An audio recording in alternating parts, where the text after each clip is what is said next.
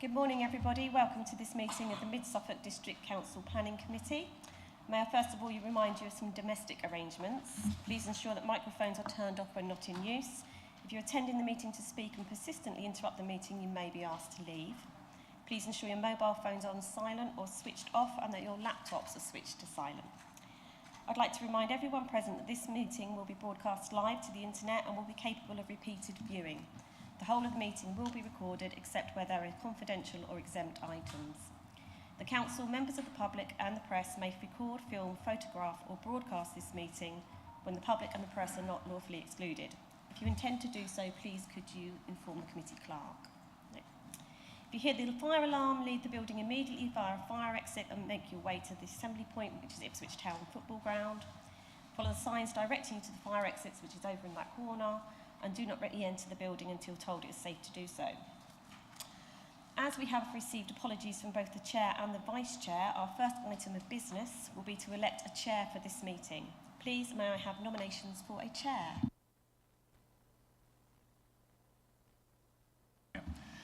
I would like to nominate Councillor Woolboys to chair the meeting. I'm happy to second. Thank you. Do we have any other nominations? No? Okay, thank you. We'll carry out the vote by a show of hands. All those in favour of Councillor Woolboys?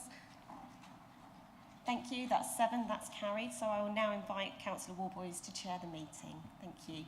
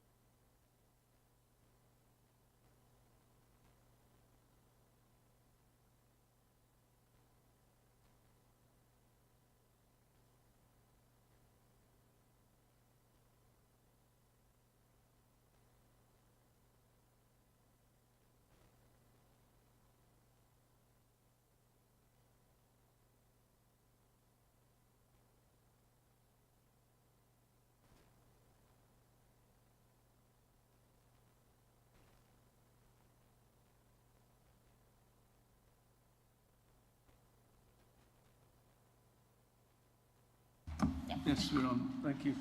Can I move to the agenda, please?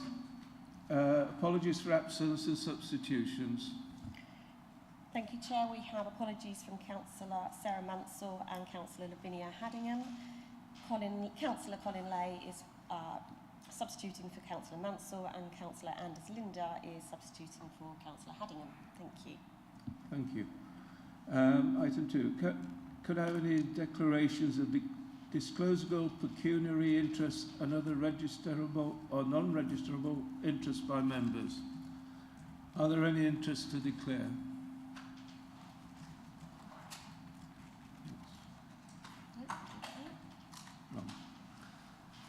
Item 3, declarations of lobbying. Are there any to declare? I think we've all received letters from residents and from pass them on as well.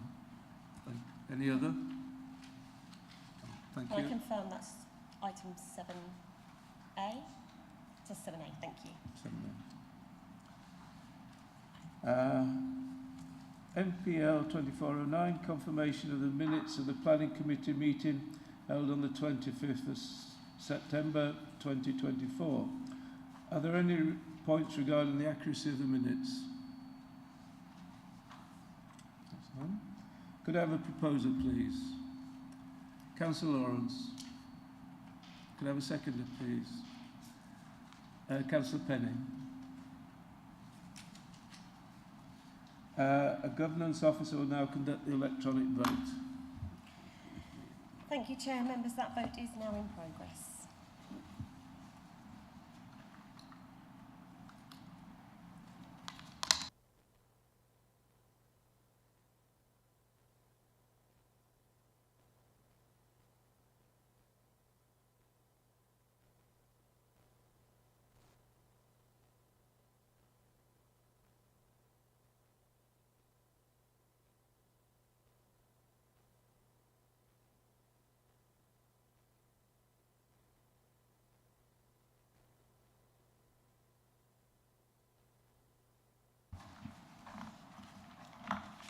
Councillor Linda, are you abstaining? It's okay if you are, you can just let me know. Okay, thank you. Councillor Patchett, your vote hasn't come through.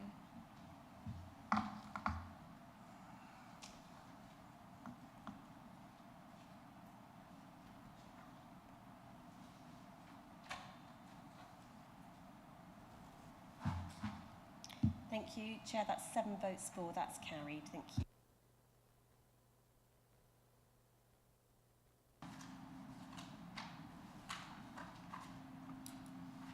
Over to you. Sorry, right. So do you want to sign those now or later? You can do it later. Okay, Yeah, okay. Receive notification of petitions in accordance with the Council's petitions scheme. Governance Officer. None received, Chair. Thank you. Item 7, MPL 2410, schedule of planning applications. There will be no change to the published order of applications. So we move on now to 7A. This is DC 2402330. Land to the west of Ixworth Road, Thurston, Suffolk. And I will now invite the Case Officer Vincent Pearce to introduce the application to the committee. Thank you, Chair. Good morning, members. Good morning, members of the audience and anyone who may be watching or listening to this remotely. First item, Ixworth Road, the erection of 59 dwellings on the west side of Ixworth Road. We are going to present this double-handed this morning. My colleague Rose will also be taking part. The usual proviso that this presentation is merely to supplement the contents of the report and anything you may hear this morning in the council chamber. I do need to draw your attention to a glitch in the ModGov report. You may have noticed that in the section that starts at site and surrounding, there appears to be a blank section in the page. A formatting error occurred, and what has happened is that's knocked one of the photographs or the images over a piece of text. That piece of text is the text on the screen. It is our standard opening paragraph on principle of use, where we remind members that the starting point for any decision is the adopted development plan. So that is the image that sat over that piece of text. So for the sake of transparency and accuracy, we are correcting that within the presentation. Thank you. And again, that's our standard caveat about what the purpose of the presentation is. I shall hand over to Rose to take you through the introduction. Thank you, Vince. So I'm just going to be taking you through the site location and its context. This is the wider context of the site, just shown by the flashing dot there is the site location within Thurston, with the town of Bury St Edmunds over to the west and Ipswich to the south.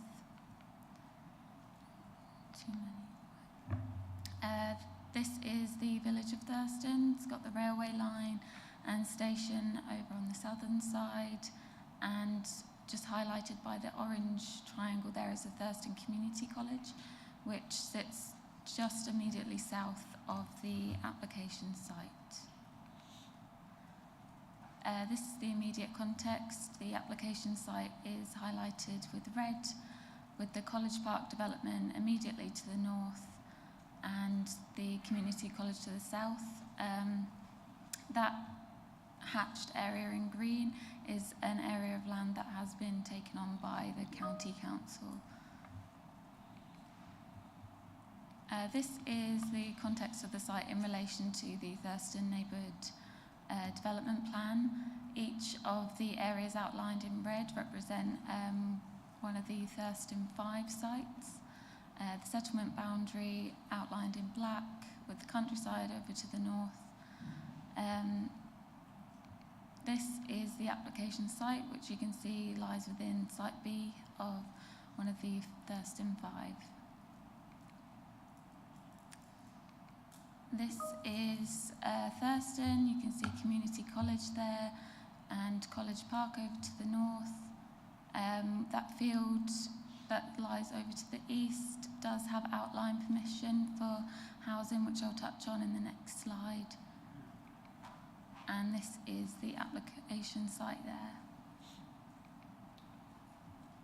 So outlined in red, that is the application site within the Persimmon Homes site area there, and the field over to the east in the video that I just showed you is the Gladman development site, which does have outline permission for 210 dwellings. This is a photo of the application site. The housing is the College Park development, which is immediately to the north. And this is a photo of the entrance to the College Park development off of Ixworth Road. So this is the application site. The area of housing that you can see is part of the College Park development, and with the application site immediately to the south on either side. And this is where I'll hand back over to Vincent to take you through the details. Thank you. So we'll start by looking at the proposed layout. As we say, it's 59 dwellings. Access to the site is taken directly off Ixworth Road. So you'll come in, you'll travel through a series of bends, and you'll get to the turning head at the western end. You'll notice from the report that the Parish Council have objected to the layout on the basis that it is too linear in terms of the estate road. Our argument in the report and here this morning is that that road is very bendy in nature. I'll come on to talk about some of the townscape tricks we've encouraged Persimmon to take in order to add a lot of visual interest and create a changing townscape as you move through that estate. The areas in green represent raised tables, and we'll come on to the significance of that in a moment. But I think our argument quite clearly is the layout here doesn't represent a straight estate layout. Now, in terms of what we've encouraged Persimmon, and to be fair, they have responded very well to our encouragement on the Ixworth Road frontage. We've tried to create what you might call a more typical village style of housing. So here we have timber boarding, red stock brick, clay plain tiles, red stock bricks, the use of sash windows, not the pretend ones that are hinged at the top and open like a top hung casement. These are proper sash windows.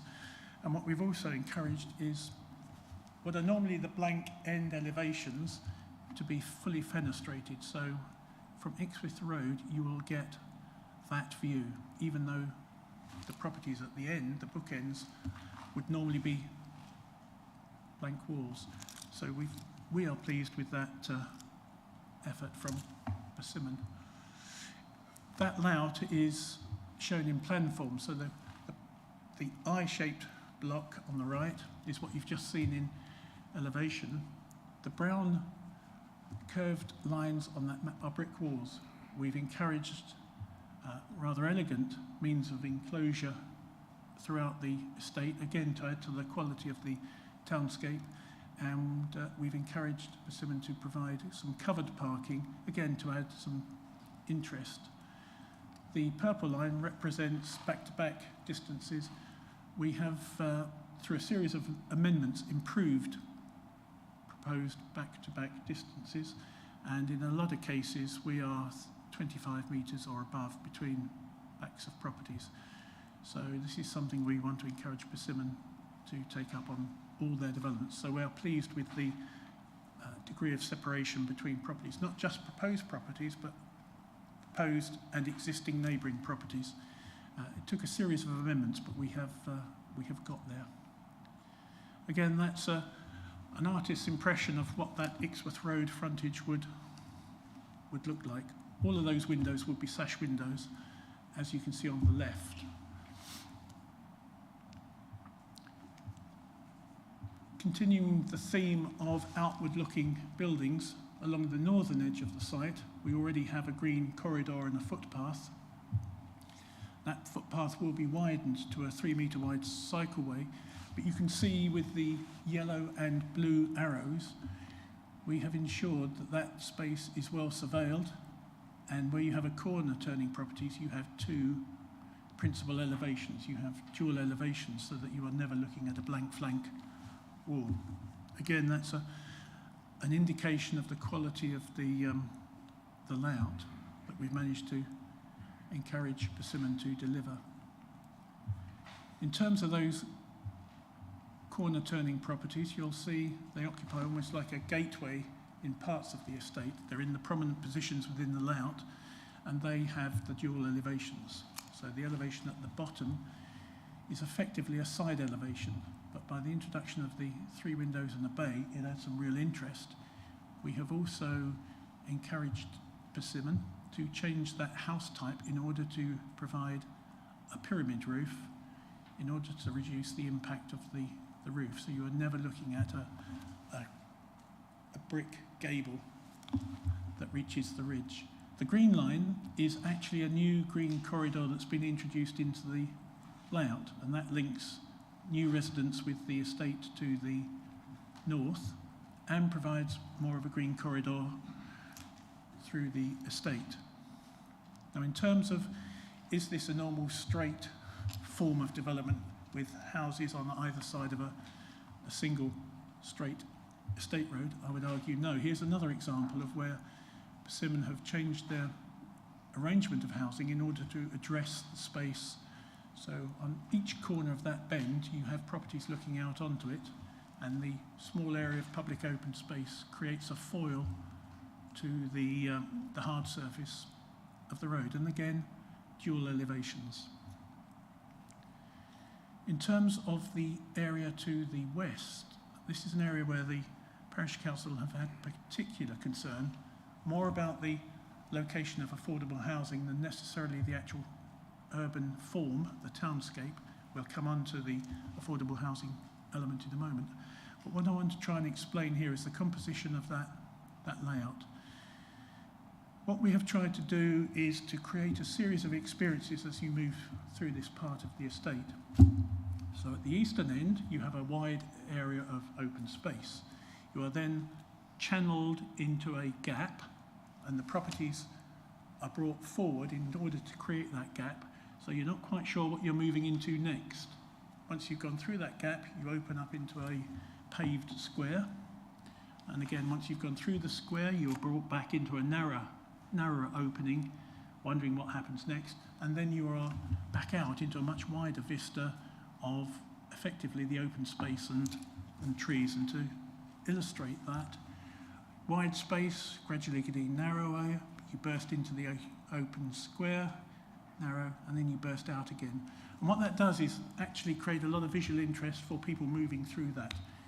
So it's as far away as you can get from driving down a straight estate road with just 2 parallel lines of properties, one on either side. And to be fair, Persimmon are gradually widening their vocabulary of townscape. So elsewhere we've got crescents, we've got village greens. This is another example of trying to break away from that, what has now become sort of, you find it everywhere, that normal estate layout. So we're quite pleased with this layout. Once you start putting trees in, and you can have trees in the square, it begins to take a completely different character and nature. Now, affordable housing locations is something that the report draws out in terms of the Parish Council's comments. So you have a cluster of affordable housing at the western end, and I think that's the better end of the development. It's away from the main road. You have access to the open space.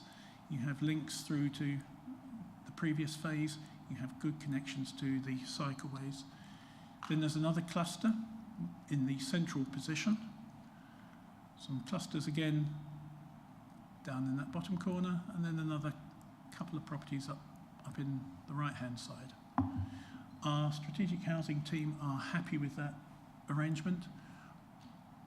We think it works, and we understand that Persimmon have RP lined up, which is very encouraging because we do want to see affordable housing delivered in the ratio we want, and that's a mixture of affordable rented and shared ownership.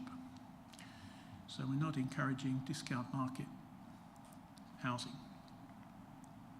In terms of bungalows, we have 3 bungalows at the western end, and again, that clearly being bungalows has reduced the scale of the development as you get more towards the open aspects of the site. The red rectangles are maisonettes. So whilst they comprise a flat comprising 2 units, the ground floor unit is fully accessible for anyone who wants single-storey living. So effectively, we have 6 bungalows. In terms of the maisonette, you wouldn't know it was a maisonette. You'd think it was 2 houses, again, dual elevations. Well designed, well elevated, will sit nicely into the character of the development. A range of dwelling sizes, a modest 2 here of 5 bedrooms, right down to single bedrooms. The emphasis is on 2-bedroom units and 3-bedroom units. So in terms of the Thurston neighbourhood plan, the emphasis is on homes for the elderly. So we've got some bungalows and ground floor single-storey units, and family units, young family units. So the 2 and the 3-bedders cater for that. So we are happy that this mix fits the neighbourhood plan. We're also happy in terms of the full range, in terms of our strategic housing colleagues are happy with the open market mix. So it is a good range of accommodation, catering for a full spectrum within the community. The drainage basin has changed shape a number of times and position.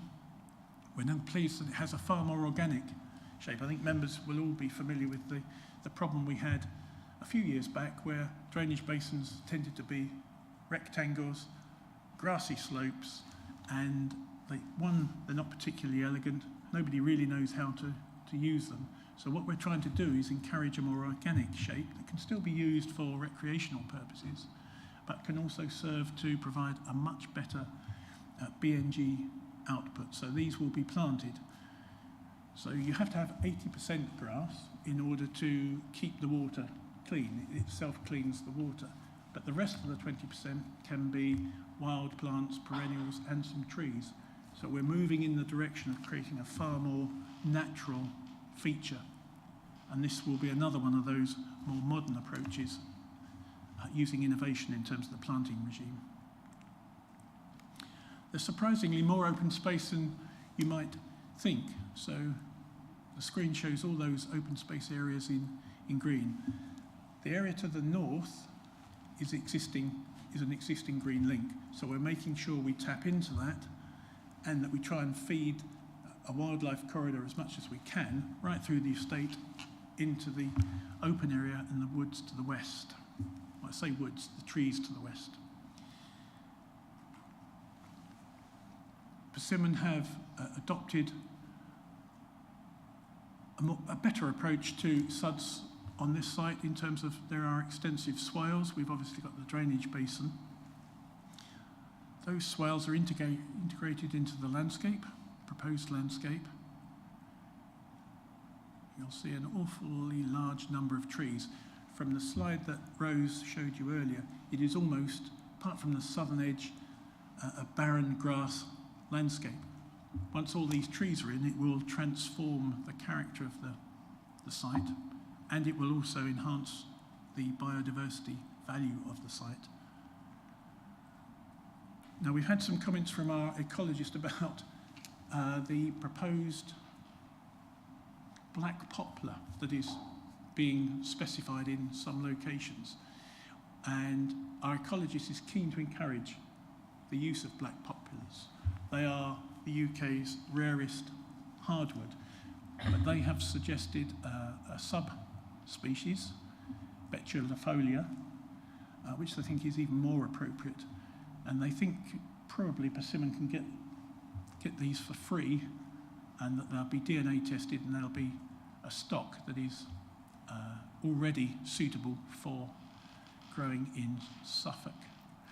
And the benefit of the black poplar is that there is an example of one. I think it's a member of the Salix family. Willow, it has catkins. It's not averse to living near water, so you wouldn't have these near the houses, but in the open space you could certainly have them.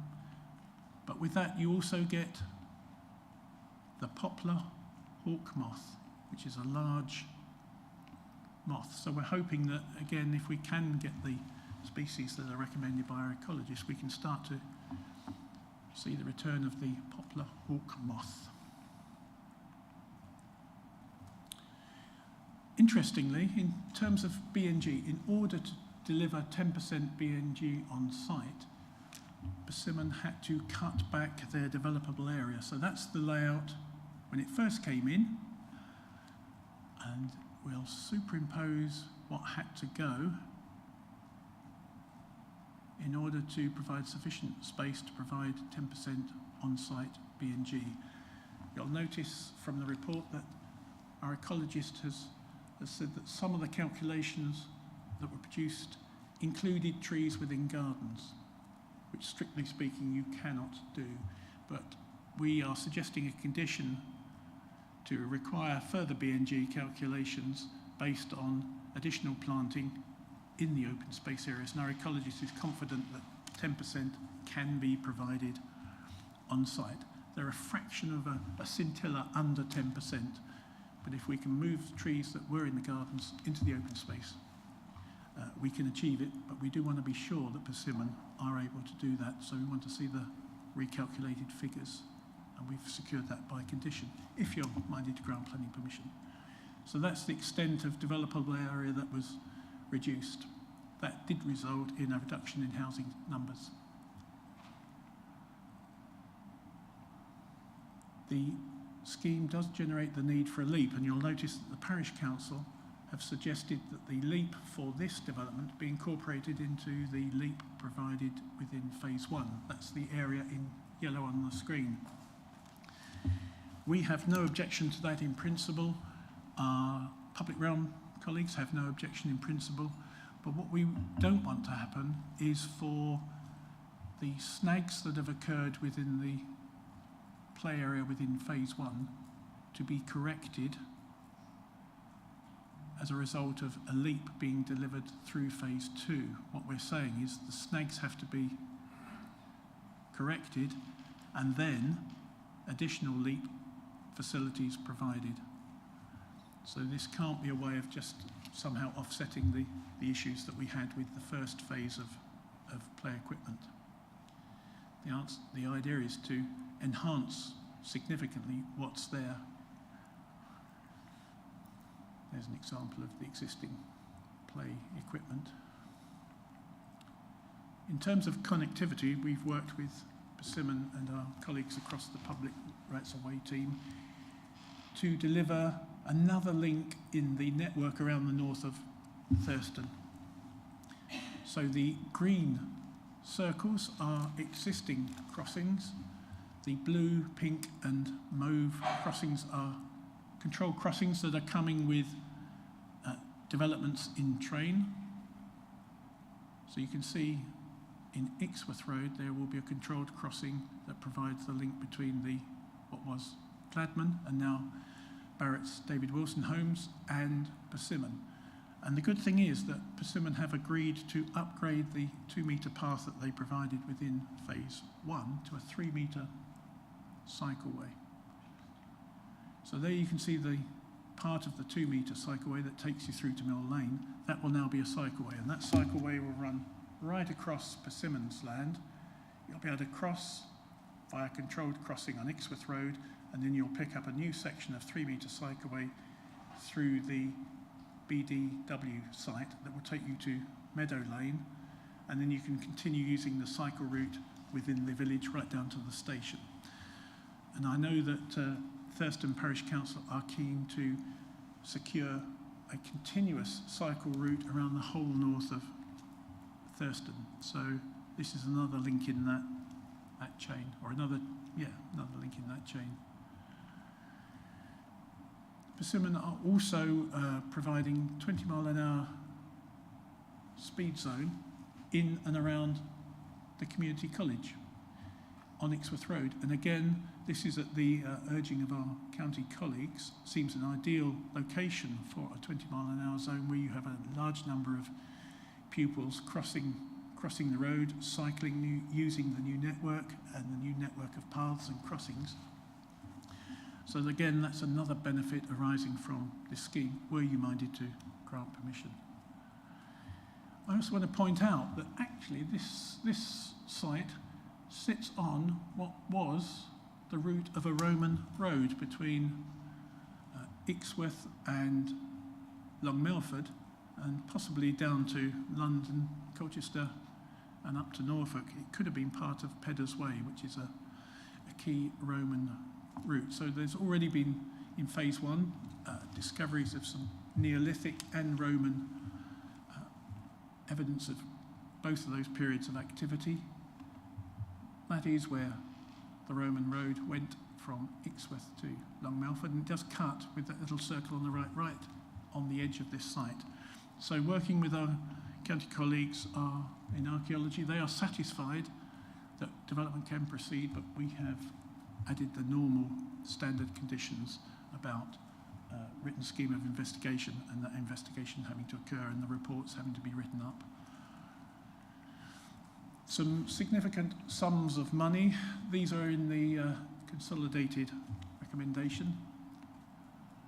I won't repeat them all, but it includes a nearly £90,000 contribution towards community facilities. There are some significant education contributions, significant contributions to TROs, traffic road orders, in terms of the cycleway upgrading and the 20-mile-an-hour speed zone in Ixworth Road. Persimmon have also contributed to extra copies of the parish newsletter. We had asked for a parish notice board, but the parish said they've moved on from parish notice boards, and they do a lot now by digital and newsletter. So we effectively converted that contribution into a payment that will allow 11 editions of the parish newsletter to be provided to the new residents of this estate.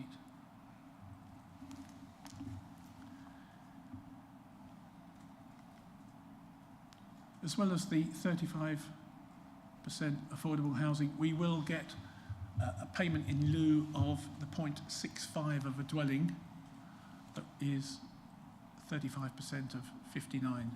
We can't really get just over half a house, so we take a payment in lieu.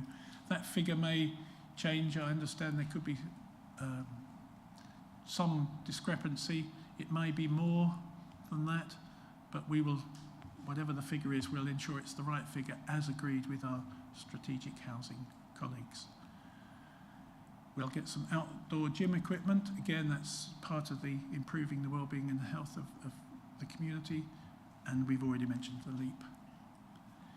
We're also suggesting within the Section 106 agreement, and this wasn't in the report, and it's something members will be very familiar with on major developments now in Mid Suffolk, the parish liaison scheme.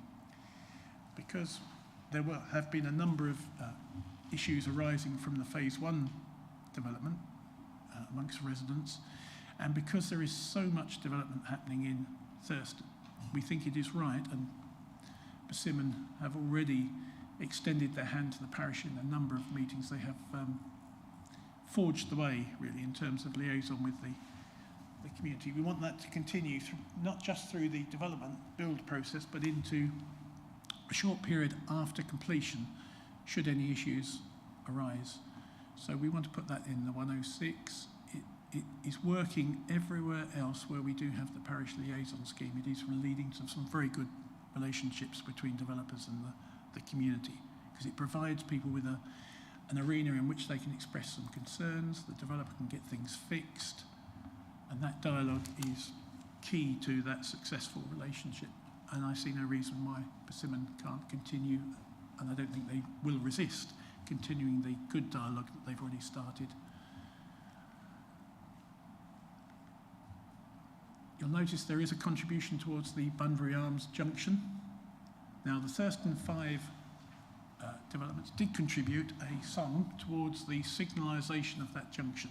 COVID struck, which meant work didn't proceed. In that time, the cost has escalated. We cannot now require the Thurston 5 developers within the developments that were approved then to make an extra payment. But what we have been doing on every new development that's been approved in Thurston since the Thurston 5 is to secure a contribution towards that signalisation project. And that is included in the report, and Persimmon have agreed that sum. Another good element, something that we welcome from Persimmon, is that every property will be served with air source heat pumps. Persimmon is willing to offer the PV option scheme to new buyers. 100% EV, which they have to do now anyway. So again, we're pleased with the level of sustainability within the scheme. Our recommendation is to grant permission subject to 106 and subject to conditions, but I need to just quickly explain. You have received what I've described as a consolidated recommendation. And because we had the committee report, we've had the tabled papers, and we've had a number of extra conditions suggested after the tabled papers were produced, that I've put all of those into one document, and that's the document you have before you. But essentially it takes the original recommendation and adds within the 106 the need for the parish council liaison scheme. It varies the traffic TRO contribution, and it secures the payment in lieu for the 0.65 of a dwelling. That figure may change, so we need to add that caveat. And it also corrects a mistake in the report, because we said the parish newsletter contribution was 1504, and it's actually 1054. The conditions then read as in your committee report, but we've added some extra conditions. They include the removal of PD rights, including adding a storey to a dwelling, for the obvious reason that if we've provided bungalows, we don't necessarily want them to turn into two-storey dwellings by PD, permitted development, and we don't necessarily want two-storey dwellings to become three-storey dwellings, because three-storey dwellings in Thurston are very few and far between, and the parish council have always opposed three-storey development. It would be a pity if, having secured the quality scheme that we get, people can start to change that through the use of permitted development. We want, and this is 57, that should say 59, we want the permission to be clear that it's 59 dwellings and no more. Now you may say, well, that's in the description of development, but we want to be absolutely sure that people can't come back and then try and up the number of dwellings on this site. We also want to add a condition requiring that the developable area isn't increased. We don't want any of the open space to be nibbled away during development by extending gardens or plot sizes changing. All of the properties will meet NDSS, but we just want to enshrine that in a condition. We do want to make sure that the 100% air source heat pumps are provided, and we suggest a condition to that effect. And we do want to enshrine the PV option scheme within the permission through conditions. So in a way, what we have done is we have tightened the conditions to ensure that what's been offered gets delivered. And on that basis, we are recommending that the Chief Planning Officer be given authority to grant planning permission once a 106 to his satisfaction to achieve all of the things set out above have been secured. Thank you.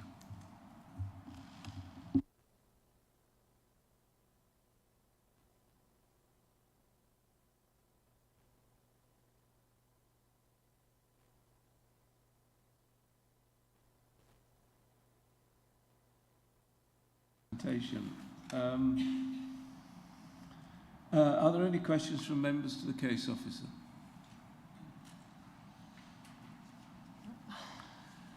Councillor Headingham. Headingham, sorry.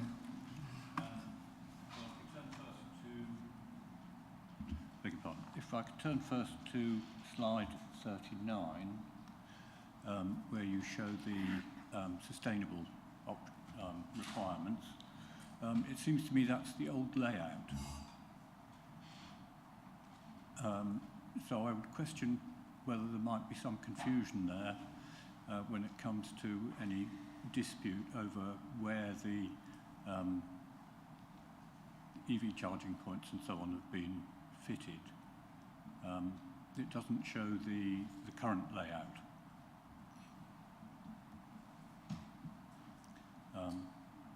Could we have a look at slide 39? You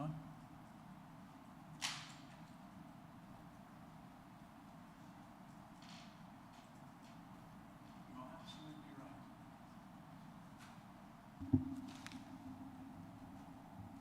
So what we need to, that's an excellent spot. All of the 59 dwellings will be provided with air source heat pumps, but it will not be to that layout. We haven't got a layout that reflects the amended layout, but that's my fault for putting in an old slide. So as long as the minutes record that it is 100% air source heat pumps, but on 59 dwellings, then I'm grateful to you, Councillor, for spotting that, because we wouldn't want a drawing such as that to be approved. So I'm grateful. Thank you.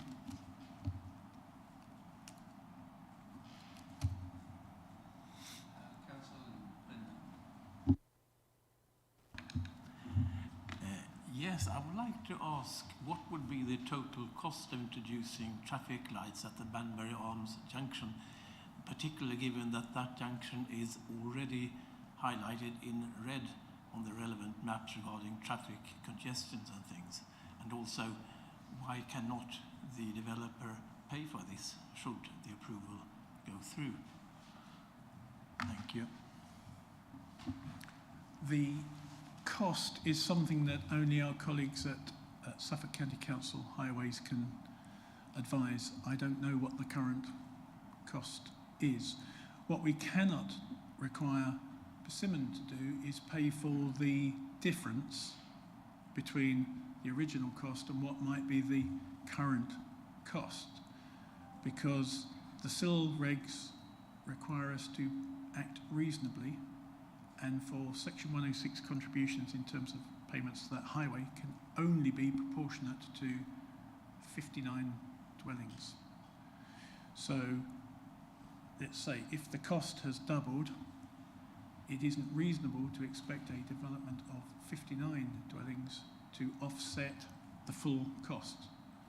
The contribution we have secured is based on pro rata 59 dwellings and the impact that 59 dwellings will have on the traffic flow. Can I add a follow-up question, if you like? The contribution has been secured and we don't really know what the total cost would be. Is that correct? So who is to say that there would ever be any traffic lights at that junction at all? That is a fair comment, and it's something that the Parish Council have been lobbying for some time. It is something that has been taken up with the Chief Executive and the Director of Highways at Suffolk County Council. That is something you will have to address directly to Suffolk County Council and use whatever influence you have, either through yourselves being county councillors, those that are, or through your colleagues that are county councillors. It isn't a matter that we can get involved with here, Mid Suffolk and the Planning Committee. Thank you.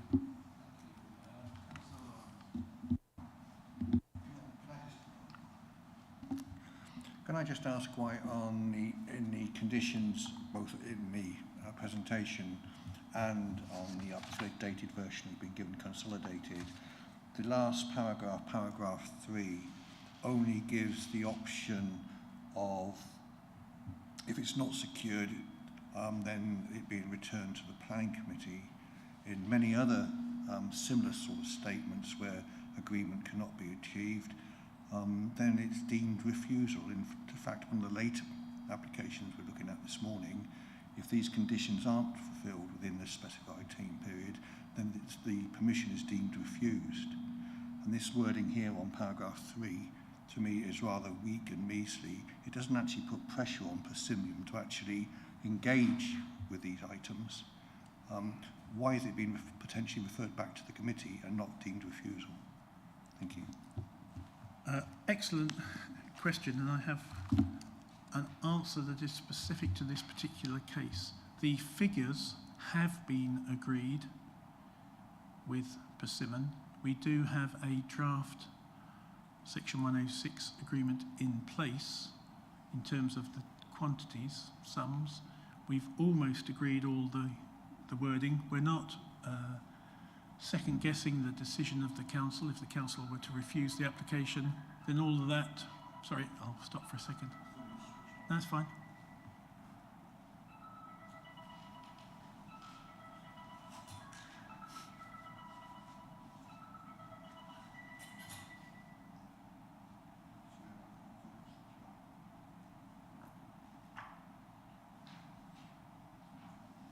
That's fine. So we're not expecting there to be a problem with the Section 106 were the committee minded to grant permission as recommended. However, until and unless we know which part of the 106 gives us a problem, we couldn't actually say it would then be refusable.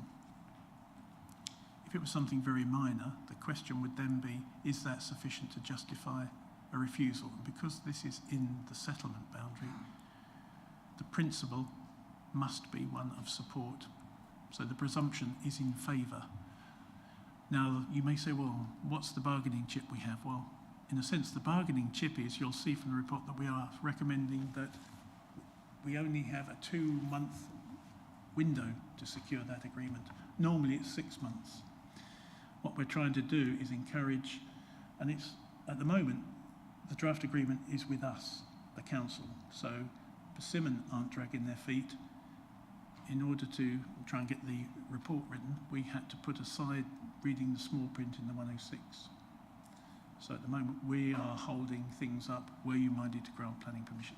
So with that 2-month window, were you minded to grant permission? We'd all be so focused on trying to get it across the line that I'd like to think that it wouldn't have to come back because permission would be issued. So it's a very unusual position. We are rarely in a position where we have almost signed the 106 in draft, ready for a committee. So in that sense, we wanted to give the committee confidence that we wouldn't be arguing about the sums of money in that agreement that you saw on the screen. Because very often what happens is you'll see some numbers, and then once you have resolved to grant planning permission, a lot of arguments happen then after about, well, we don't actually think that's the right sum. That shouldn't happen here because all that process has already happened. And both sides have had their consultants looking at the numbers, and we are agreed that the numbers are the numbers. Persimmon have agreed them. That's usually the stumbling block. So that would be my answer in this particular case.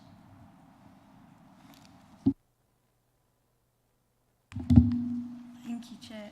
I just had I had a question, but I had one minor point on the sheet. On the back, it says the developable area shall not exceed that shown and the area of open space shall be reduced. I assume there's a not missing in there. So I just wanted to mention that. You are absolutely correct. I'm grateful for your vigilance. Thank you. A minor point, but just from my understanding, really, I think the way things have fallen out is that the BNG, you think, is now going to be deliverable, excluding private gardens. Is that all on the site, or will is the expectation that some of that might be off-site, and if so, is there a way to ensure that that's perhaps within the Thurston area? It should all be on site because originally Persimmon had hoped to provide BNG off site, so that could have been in Braintree or somewhere in Norfolk, because at the moment we don't have an authorised site in the district. But with some encouragement and discussion, as you saw, Persimmon reduced the developable area in order to deliver BNG on site. So that was a welcome move, we think, from Persimmon.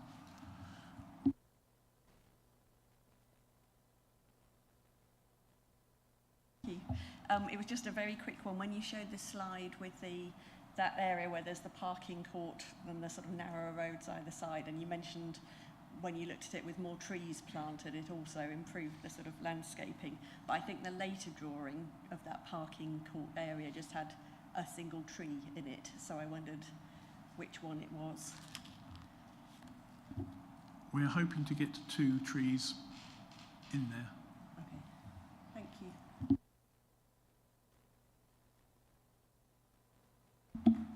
Thank you.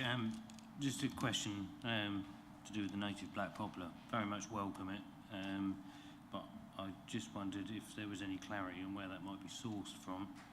There is a Suffolk native black poplar nursery that could be sourced from, which would be incredibly welcomed. I suspect you and our biodiversity project manager, Richard Palmy, work closely. I think that was his view. It would be good to secure it from that source. And I'm hoping that our visitors from Persimmon are making a note, and if they're not, they'll have either a chat directly with you or me before they leave. Sorry, assuming that members are minded to grant planning permission. If not, then they won't be having that discussion anyway.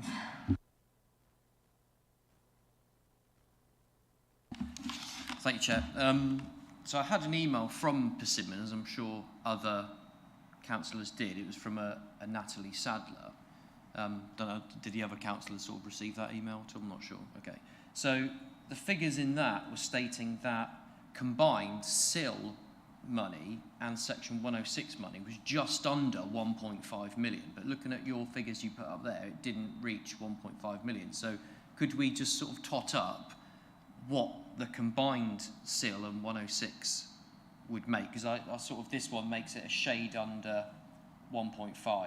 So 22,000 under 1.5. What do you make the total? Okay. I don't know what the total is at this stage because SIL will be worked out on the square meterage of the total development. From the figure you've quoted, because we've got, we've got 100,000, 4, 5, 6, probably about 600,000 plus already within the Section 106 agreement. 1.5 collectively sounds entirely plausible. Thurston, and the good thing in Thurston is, of course, that because Thurston has its adopted neighbourhood plan, they are entitled to the larger neighbourhood SIL contribution. And as you're probably aware, I think probably Thurston is the wealthiest parish in the district in terms of SIL fund, but that's because they've had the most development. So I don't want to make it sound as though they're sitting on a pot of gold and they haven't had to pay a price for that. But 1.5 seems entirely realistic to me. We'll only know once our SIL team have calculated the full contribution. But SIL payments rack up very quickly. Okay, we've only got 59 dwellings, but you'll be surprised. That sounds appropriate to me. I can let you know afterwards, but it'll be after our SIL team have calculated, so I can only give you my best guess, but that sounds about right. It's a full permission, so presumably the plans, it's calculatable now. It's just they haven't done it. Yes. Okay.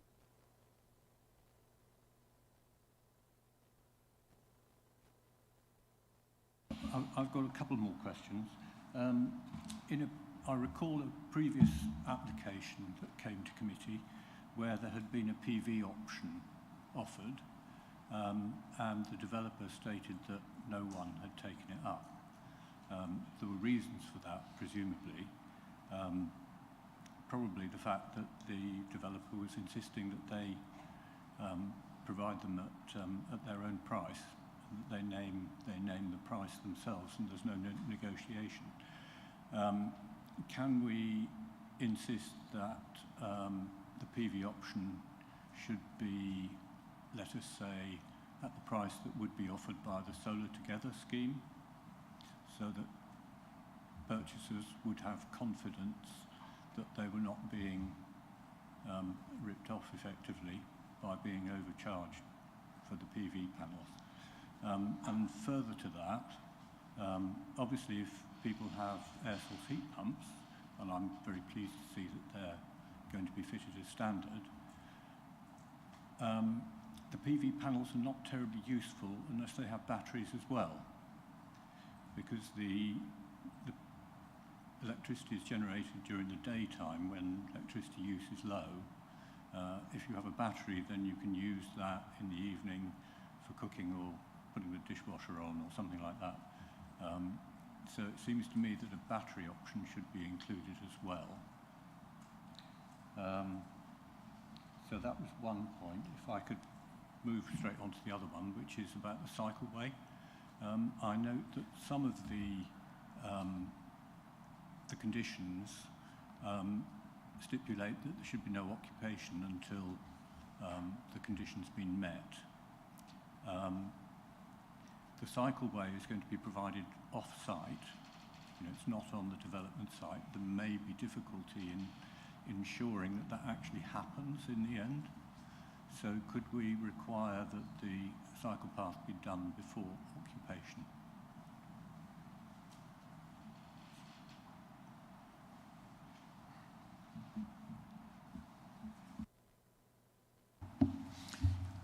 If I may start with your second question first. The cycleway upgrading is an element in the Section 106 agreement, and it could require provision prior to occupation of any unit within the 59.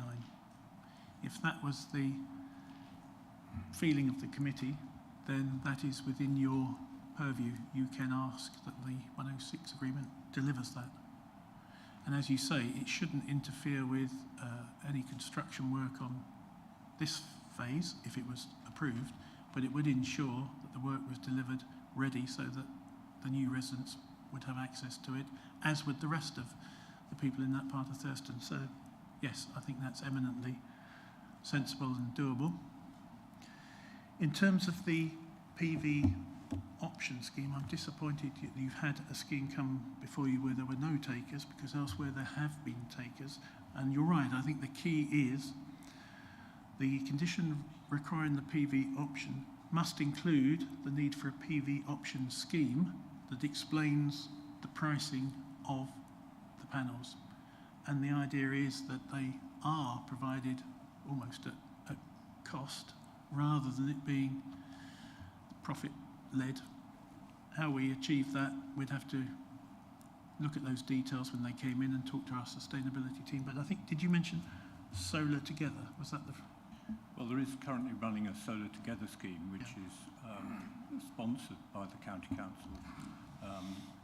I mean, it wouldn't, the current scheme wouldn't apply, obviously, because it will have expired. But nevertheless, the pricing is subject to a kind of bidding process. And so the theory for that is that the Solar Together scheme, people can have confidence that they're not being overcharged.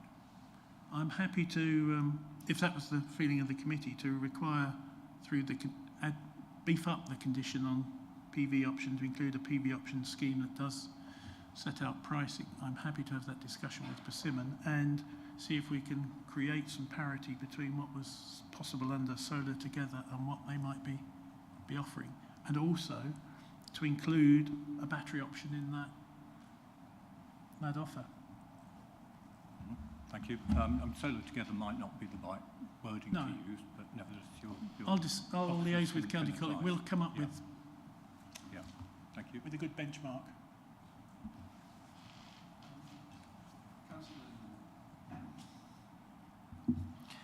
I read with interest Councillor Bradbury's writings on this matter, and he highlights that certain things concerning the existing Persimmons development have not been completed, and that enforcement teams are also being employed. So I wonder how far has that advanced at this point? And a similar question concerns the Ixworth Road itself, where also improvements were envisaged to be made, and according to what I've been able to read, that has not yet been achieved either. So how far have these things been progressed? To some extent, that discussion sits outside of the matter that you're looking at here this morning. But the issues with the curb and Virgin Ixworth Road are long-standing. Our county colleagues have been discussing with Persimmon solutions. But as part of this scheme, we could deliver improvements. Now, you would still have the option to say no to this scheme, and those improvements would have to be undertaken because the county council are insisting under their highway rights and powers that the work needs to be carried out. But we have made sure that if this scheme were improved, it would incorporate improvements to Ixworth Road. The comments we've received in terms of what is perceived as the poor quality of the play area within phase 1 is also being pursued separately by the public realm team. And what we've said this morning is if you've granted planning permission for this scheme, the leap that this scheme requires cannot be used simply to put right the snags in phase 1. There may be other issues that have come to light in terms of the management company and how it operates, but that isn't a matter for this committee. But of course, if you have a Persimmon representative here this morning, you're perfectly entitled to ask whatever you want to ask, and they are perfectly entitled to either answer or not answer. But in terms of this scheme, we are satisfied that what we are getting with the conditions, we think we can enforce that quality. Thank you for your answer.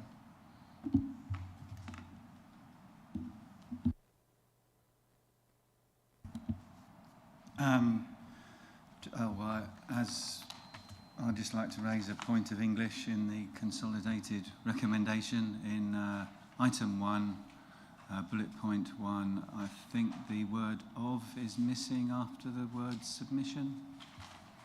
It doesn't make a material difference, but just... I'm always grateful for setting me back on the path of righteousness. Thank you. Thank you.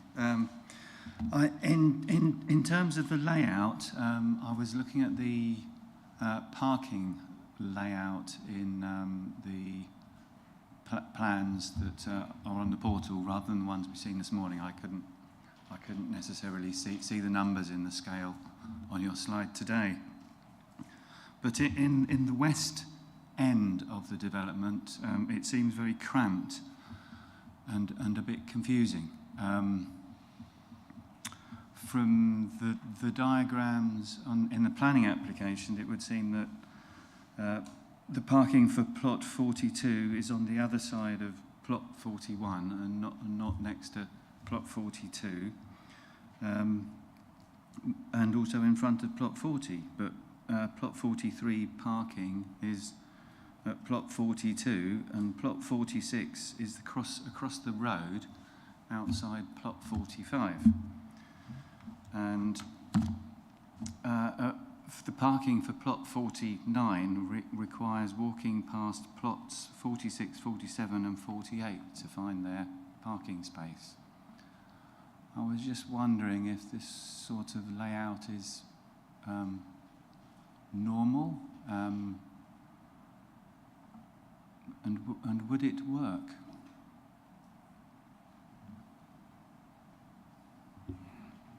Thank you, Councillor. I'm just looking.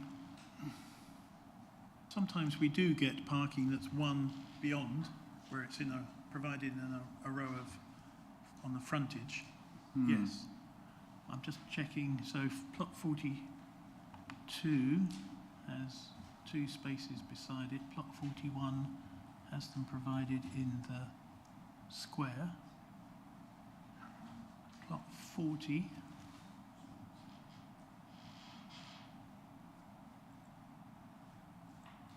let's see where 40 is. 40 has 2 in front. So I wonder if the latest amendment has tackled some of that.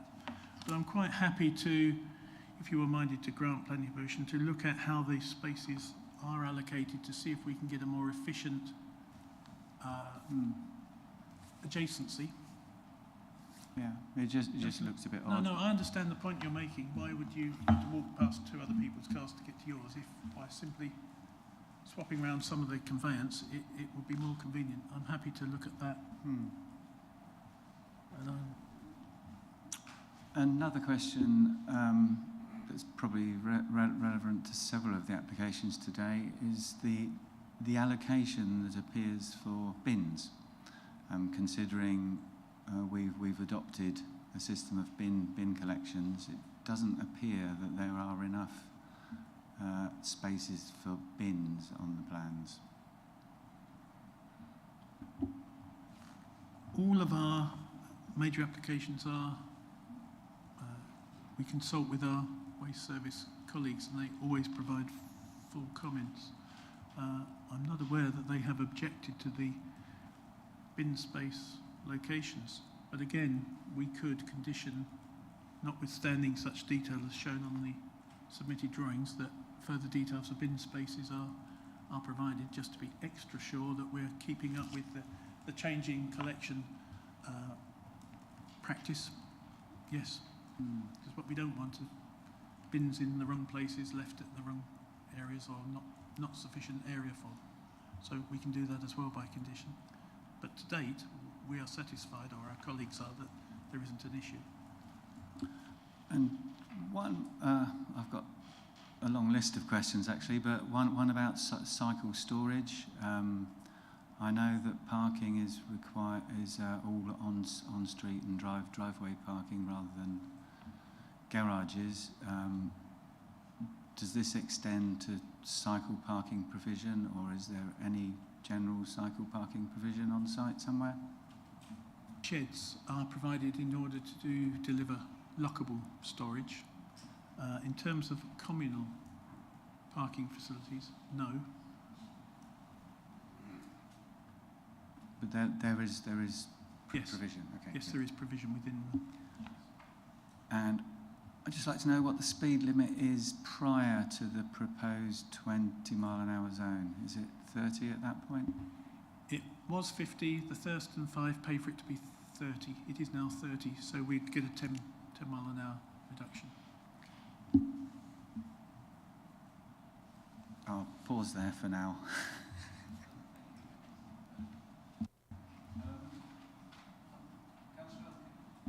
Thank you. It was just a quick question about it mentions on, I think it's page 30, about a footway leading to the college.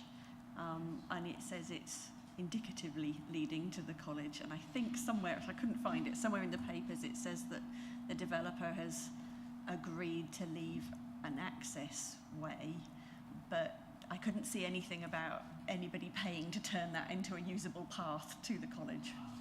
So I was just wondering if that was something that could be brought forward earlier, like the cycle path. Persimmon have agreed to safeguard the land and to provide it for free, so they won't ransom anyone. But if the DFE were to redevelop the college, they would have to pay for the path. So it's not useful at the moment in terms of giving access for people living in that section of Thurston. You can't walk through to the college that way, so there wouldn't be any point to build it early, I think was what I was getting at. Our thinking was, well, at the moment the school the college haven't encouraged that through our discussions with our county colleagues, simply because that would mean the pupils are walking across a field. Yeah. And I understand where you're going. In terms of if the site were redeveloped, we would then expect that connection to be stable and free draining, so that you could walk across it at any point in the year. And if the site were to be redeveloped, the existing community college would remain teaching and providing learning services. A new facility would be built, or the only place is north of the existing one, and then the existing building would be demolished. At that point, you could actually start to make a series of perfect connections through to the wider community. But there's no funding safeguarded for when that happens, or that's a matter for the DFE, but I am aware that across both districts, Mid Suffolk and Baber, the DFE are progressing with a number of school rebuilds. It appears that the Secretary of State for Education has insisted that some action be taken and schools start to be built. And it appears that both of our districts are on that agenda. It isn't Thurston, I'm afraid, but some of our other secondary schools are high on that list, and our colleagues in SIL are talking to our the education colleagues and the DFE about new schools as a priority. Thank you. And the other very quick one, which I know we're looking at reserve matters, but it just was mentioned a lot by the parish council and in residents' comments about the lack of health facilities in Thurston. So I know we can't sort of relitigate that, but I was just wondering if you could comment on it. I understand the surgery has closed since the outline application and there's no healthcare provision at all in Thurston. I think there's a pharmacy still. Yeah, there is no surgery in Thurston, surprisingly, but that is a matter for the NHS and ICB. Residents of Thurston, I think, have to go to Woolpit or... I'm trying to think where else that might be. Oh, we have a hand, but our colleagues at the ICB have indicated that they would be expecting to draw down SIL to provide extra facilities, but that wouldn't be in the village. I mean, the distribution of GP surgeries is a matter for them and not for us. It is a long-standing thorn in the side of people in Thurston, particularly as the population in Thurston has burgeoned with the amount of new development it's accommodated. But that is a matter for others. Chair, I don't know how you want to deal with it, but a colleague from the NHS was putting their hand up, so I don't know whether... Sorry, Councillor, sorry, I didn't recognise you in your NHS garb. Apologies. There, Councillor. Thank you, Councillor Warboys. Yes, I just really wanted to point out, well, not as my NHS role, but within the village, the residents have to go to Morton Hall in Bury, which is the Mount Farm Surgery, Woolpit or Stanton. We've tried to get the NHS or GP practices interested, but no interest, I'm afraid. Thank you. Our gift, unfortunately, I think, isn't it? Are there any further questions? I've just got one question. It's a point of clarification that you mentioned stages, I believe, that needed to be completed before the development can continue. One of these, for example, is the archaeological survey, which must be completed before any work. And we mentioned that the cycleway could be completed before the development take place, because that's got a wider community interest. What other stages could we put in place to ensure the conditions were met in order for a sort of timely completion of development? I'm thinking perhaps in terms of the planting, the establishment of the SUT scheme, so that this scheme is seen as sort of being completed in a very timely manner.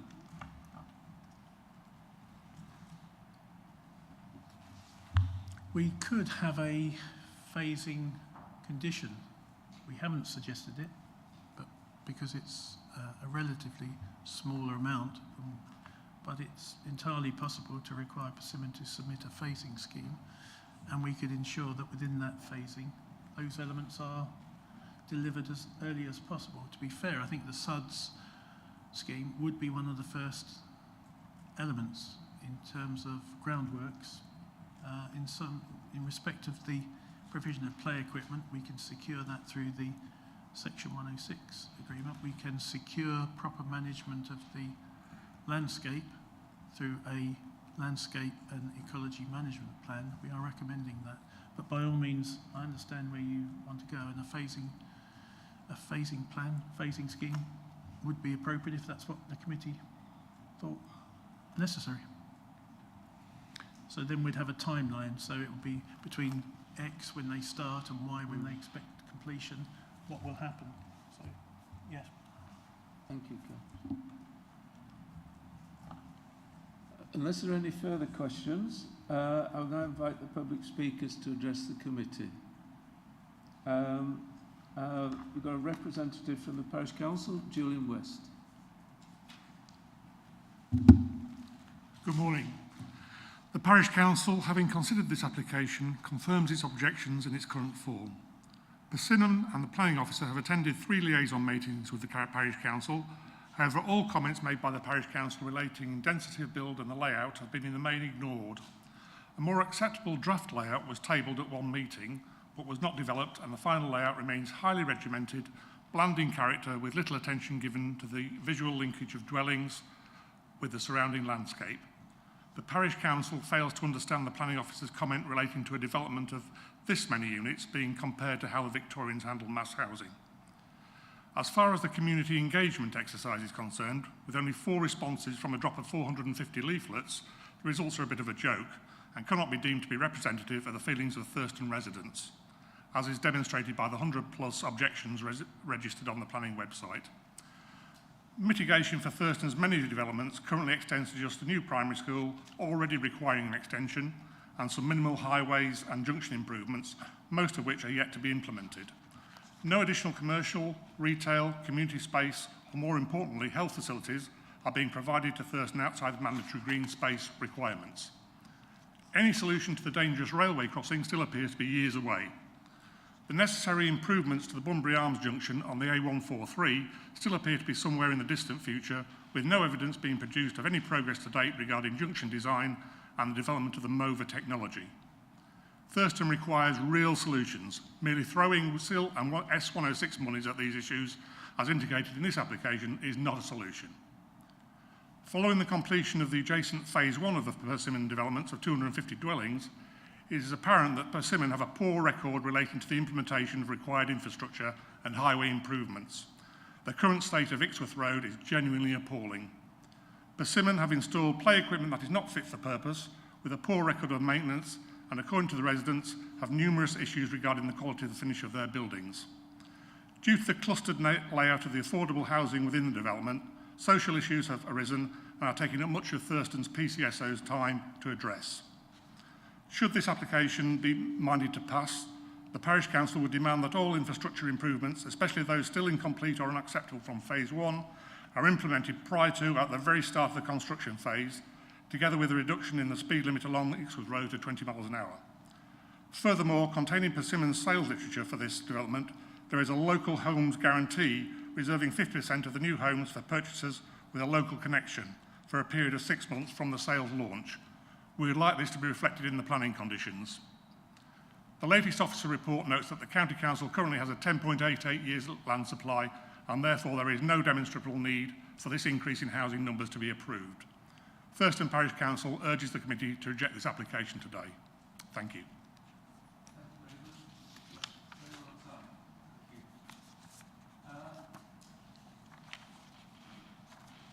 Have we got any questions, please, Mr. West?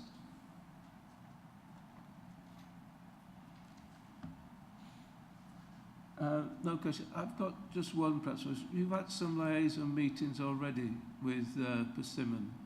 How was the tone of those meetings? You have a long list of objections, but how was the tone of that meeting? Was it a productive meeting? Not particularly. We've raised several objections to regard to the layout, and I say, as I said at one meeting, a quite acceptable layout was tabled, but that was taken absolutely no further, and the layout has reverted back to the original very regimented layout that you see before you today. The layout that we quite liked was represented by what is illustrated in the neighbourhood plan, so we'd have been quite happy with that one, but it's gone no further. And we feel we haven't really been listened to. There have been one or two small tweaks to the submission, but nothing in line with what we were required. Thank you, Mr. West. Are there any further questions? Right, I now believe we've got, thank you very much, Mr. West. We have the agent, Mr. McAdam, and we have the applicant, Mr. Lee. If you'd like to address the meeting, you have 2 minutes, which will start. 3 minutes, I beg your pardon, be correct. 3 minutes. Thank you, Chair and members of the Planning Committee, for this opportunity to speak in support of the application. I'm Stuart McAdam, Head of Planning for Persimmon Homes, Suffolk.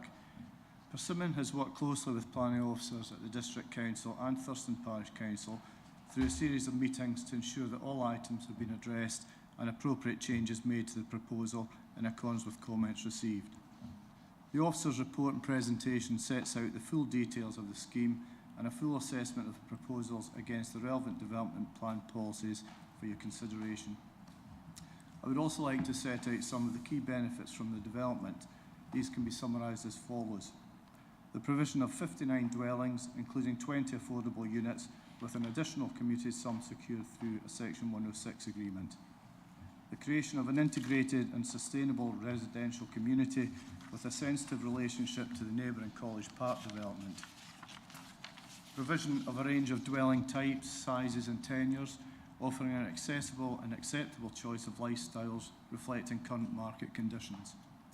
Delivery of new open spaces and play provision for the benefit of both new and existing residents in the area. New pedestrian and cycle routes through the development to complement existing routes and provide sustainable transport choices. The creation of a strong landscape structure focused around retained vegetation, incorporating open areas planted out with wildflower, trees and shrubs, and importantly achieving 10% on-site biodiversity enhancements. Parking in accordance with the county's parking standards and no triplex parking taken from adoptable roads. Looking at the development's green credentials, a key benefit is that the scheme will incorporate air source heat pumps along with a combination of sustainable building techniques. Other measures include a sustainable urban drainage scheme incorporating an infiltration basin, permeable paving, swales and rain gardens. EV charging points installed in all plots and an option for PVs to be offered to property purchasers. And of course water butts for every house. The proposed housing mix reflects current market demand in the area and provides flexible accommodation to allow for additional space from working from home demands. All technical matters which have arisen as part of the planning application process have been addressed and there are no objections or outstanding comments awaited from any statutory consultees. The proposals before you follow detailed discussions and negotiations with your officers to secure an excellent development, and we will continue to work closely with the District and Parish Council to ensure that this development is delivered in compliance with all relevant planning policies and that disruption is kept to a minimum. Thank you for your time in considering the application today. We respectfully request that you approve as set out in your officer recommendation. Thank you. Thank you, Mr. McAdam. Again, are there any questions for the agent or the developer? Councillor Elkin. Thank you. It was just a question following on from Councillor Hardingham's point about solar panels, how those are offered to people who might be purchasing your homes. As that, yeah, if you could explain how that works and how that's priced, that would be really helpful. In terms of the price, I'm not all that well versed on how that will work in practice, but it is something that we offer to any of our customers who are interested in putting PV panels onto their houses. I think that your case officer has suggested that that's something we can take outside this meeting and have a chat about how that wording of the condition that we're looking potentially to impose in the permission can be worded in such a way so that these can be delivered. Councillor Penny.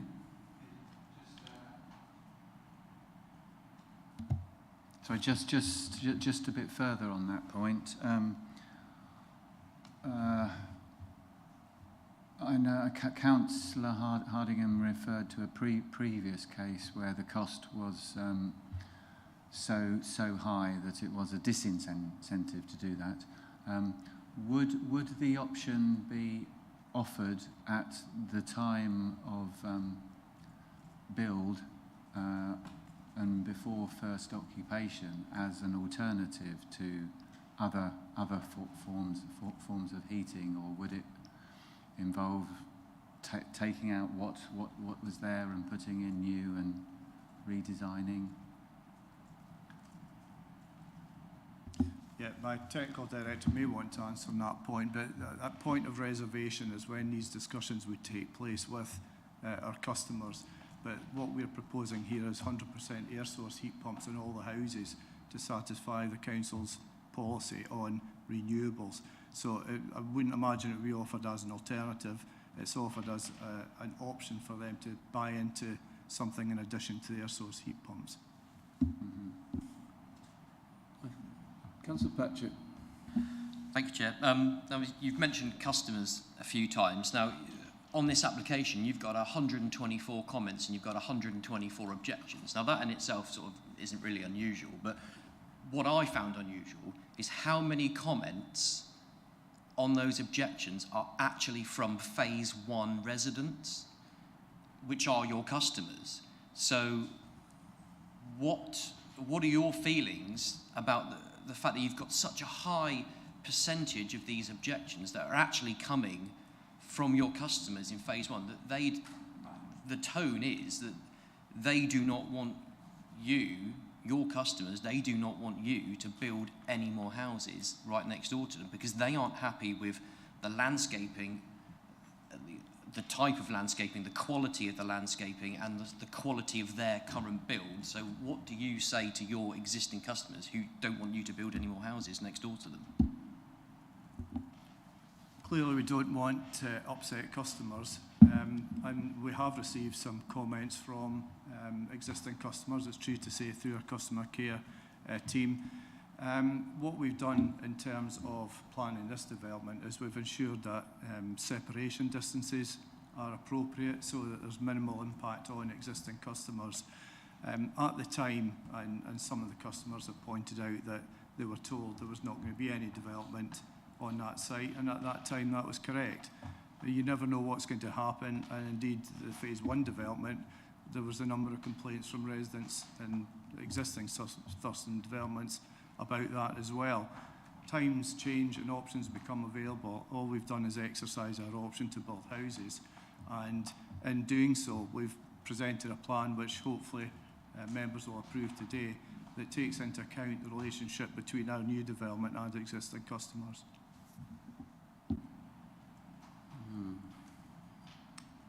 Thank you, Councillor. Councillor Hardingham.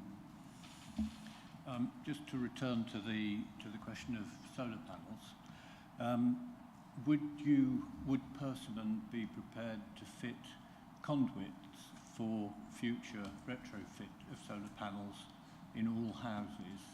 This would be a very cheap option at the construction stage and would make retrofitting enormously easier and less disruptive in the future. We had a planning application recently where the developer was very happy to agree to that, and I think it's a simple measure to future-proof. Yeah, that'd be something we'd be entirely happy to do, and again, at point of reservation, we can ensure that there is appropriate measures put in place to future-proof that. Yes. Thank you. Thank you. Are there any further questions? Harry Richardson is unable to come, so he's sent a statement. Have you read? Do you want to read it, or do you want me to? So I'll read that through the. Do you want to do it first?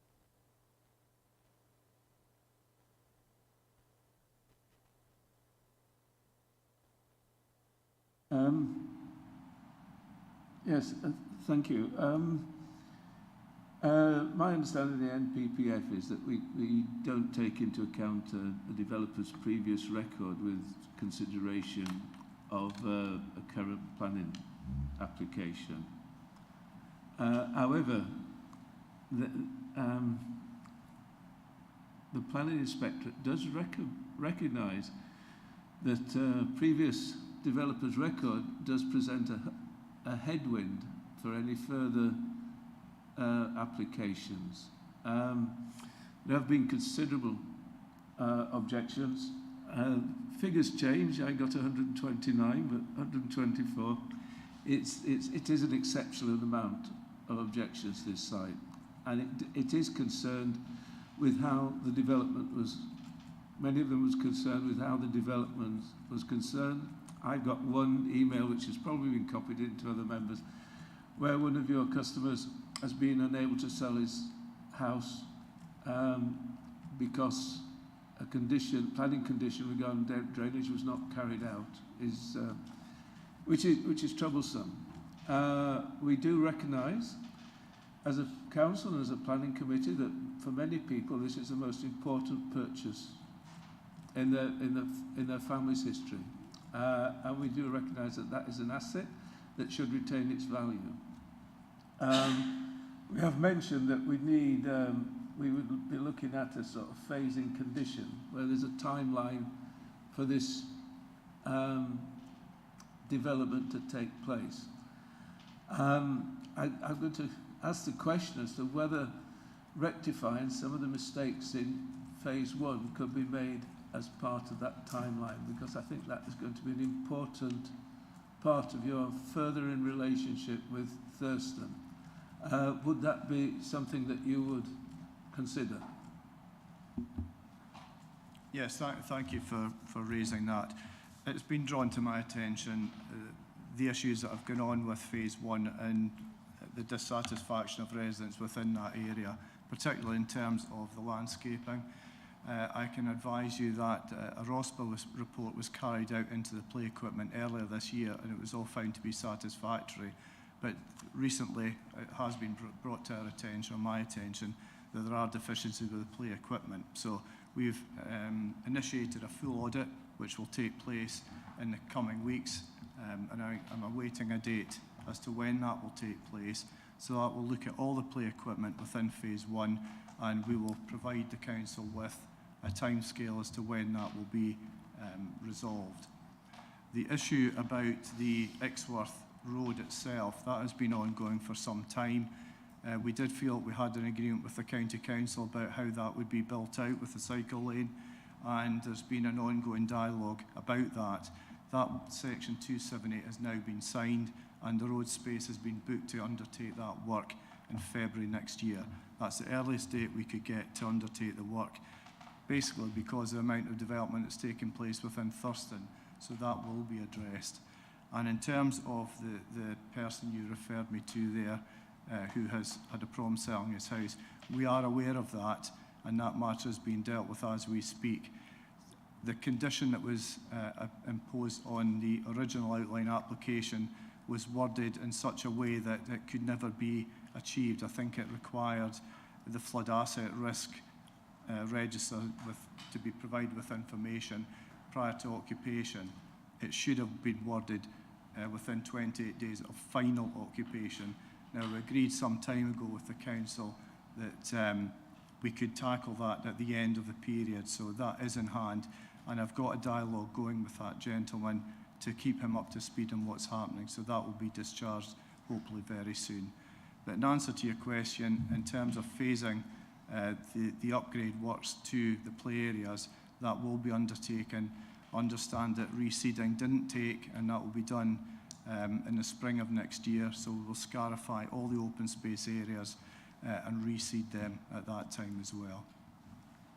Thank you. Mr. Pearce. I just wanted to quickly comment on the point made by Stuart. In terms of, if you were minded to grant planning permission, the parish liaison scheme and the commitment to monthly meetings would not preclude Thurston Parish Council from revisiting issues within phase 1, but also because, if you're minded to agree the recommendation, there will be a 2-month period in which we are trying to finalise the Section 106 agreement, it might be prudent to ask Persimmon to produce their action plan for resolving issues on phase 1 in that period and to provide that to Thurston Parish Council, either so that they can circulate that or to put that as the first item on the first parish liaison scheme meeting. So I hear what Stuart has said, but it would be good to have something in writing that explains that full programme of remedial work and for that to be shared with the parish council and perhaps ourselves in the planning service. So at least there's something on file that says we recognise some of the issues, this is how we're going to move it forward, and that could be picked up through the parish liaison sessions going forward.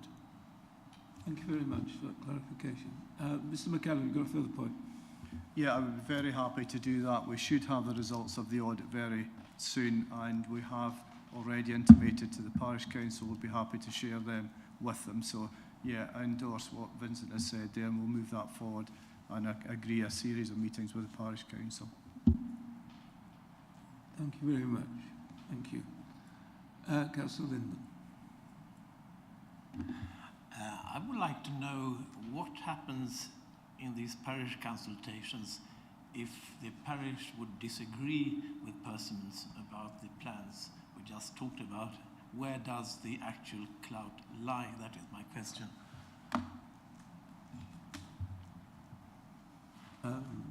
Ultimately, the clout lies with this committee if it comes before you. You've had our as officers, our professional opinion and recommendation. I do remember the drawing that Julian from the parish referred to, because I drew it. Unfortunately, it wasn't possible to make that scheme work in terms of some of the back-to-back distances. So what you saw earlier this morning is another scheme that I produced that tried to recreate that kind of character without causing the back-to-back distances.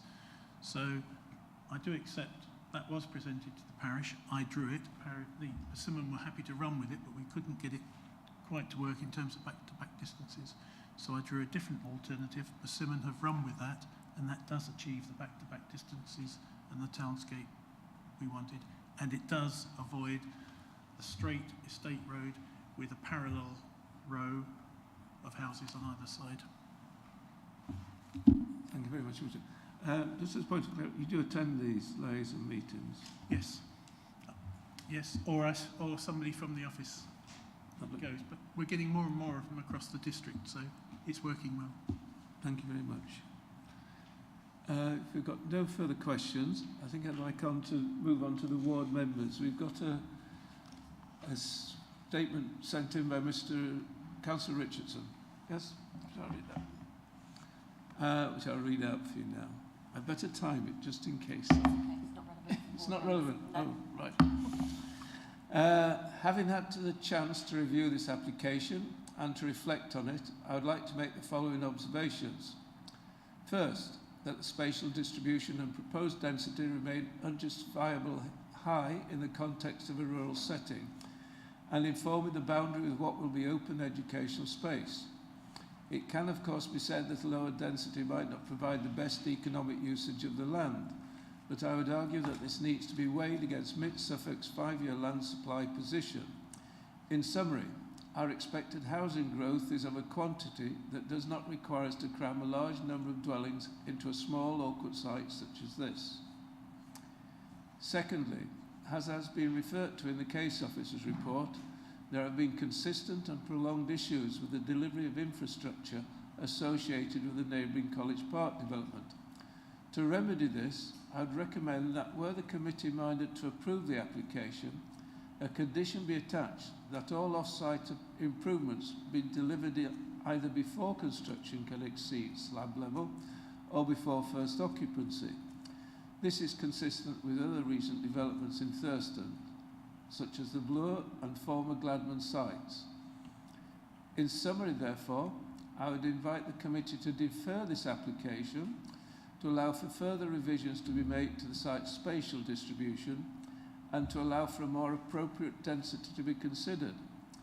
In addition to the previous suggested condition, to ensure the adequate delivery of associated infrastructure improvements. I can't really take any questions on behalf of Councillor Richardson, so I think if we could proceed to Councillor Bradbury, please. Thank you, Chair. I've got to say, within my tenure as a district councillor, I've had more correspondence on this application than anything else. I have to agree with the views of the parish council, but as a resident of Thurston who lives in a new house, it would be seen as very hypocritical of me to object to any new house building. One of my good friends who lives in the village and used to work for a small Thurston-based building company regularly reminds me that for at least 40 years, Thurston has been earmarked for development. I mean, his firm actually collapsed when the speed limit on the Ixworth Road wasn't reduced from 60 miles an hour. Many residents in the village are members of a Facebook group, Thurston, are you opposed to further development? To which I actually regularly post updates with my disclaimer about not being personally against further development. So I'm just there just as the councillor. Sorry, my next part is it's a bit higgledy-piggledy. I've not got my council laptop with me, so I've just jotted down a few bits as they've come back to me. I was very pleased to see that the development includes 100% air source heat pumps. I couldn't actually remember seeing a note that there was going to be no gas main installed within development. Now, I live on one of the Denbury houses where gas main was installed as per usual, and it would have cost me about £200–300 to have got the gas removed when I got my heat pump put in. Perhaps we could have some reassurance that Persimmon won't bother installing a gas main. Okay, okay, that's fine. And I've had some correspondence from Natalie at Persimmon when I asked about the SUDs there. I couldn't quite work out why the new SUDs couldn't be designed in the same way as they've done with the Denbury, where they've got a dual system, where one is a lined pond, which is absolutely superb for wildlife, it's a great feature for the village. And that lined pond would then be linked up to the existing SUDs in the same way as the Denbury one, where they've got two SUDs areas sort of very close to each other. But not being a designer, I couldn't quite work that one out, but that would be interesting if that could be done. Lots of discussion about the photovoltaic solar panels. I wouldn't like to see Persimmon install this facility that we've got on, or what has been installed on a number of houses within the Mid Suffolk, where some builders have just installed 3 on a house, and that's just greenwashing. It's a complete waste of time, won't even boil a kettle. So whatever Persimmon could offer, as Councillor Harding mentioned, perhaps even just a conduit, just to make future installation smoother for residents. It improves the appearance of the houses as well, rather than having external cabling. The layout of the development, I know it doesn't exactly comply with the neighbourhood plan, and it is a particularly unusual shaped development. It does look better than phase 1 with all the additional work that's been done by officers in conjunction with Persimmon, but without reducing the number of homes by about 10%, I'm guessing. I think it would be difficult to improve that layout.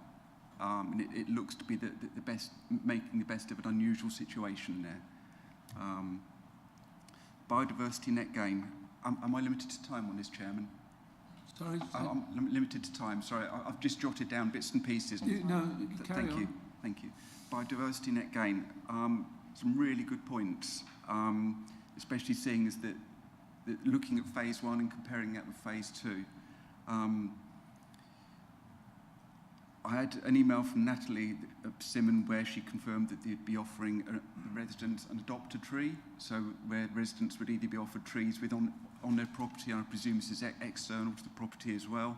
I know that system has worked really well locally. I mean, I've got some people I know in Norwich where they've done that, and that's worked really well. The trees have lived, rather than what normally happens on these developments where they get abandoned by the management company and they're dead within 6 months. I was really pleased to see that black poplar has been suggested. That's one of my favourite trees. As long as we can get some sort of guarantee that the biodiversity net gain would be adhered to. because, for example, the hedgehog holes that were promised for phase 1 still haven't been put in. Sorry, apologies, Chair. The affordable local homes, yes, I'd like to see that written into an agreement, perhaps longer than 6 months for local buyers, because it might take longer than 6 months for someone to actually get all the finances together.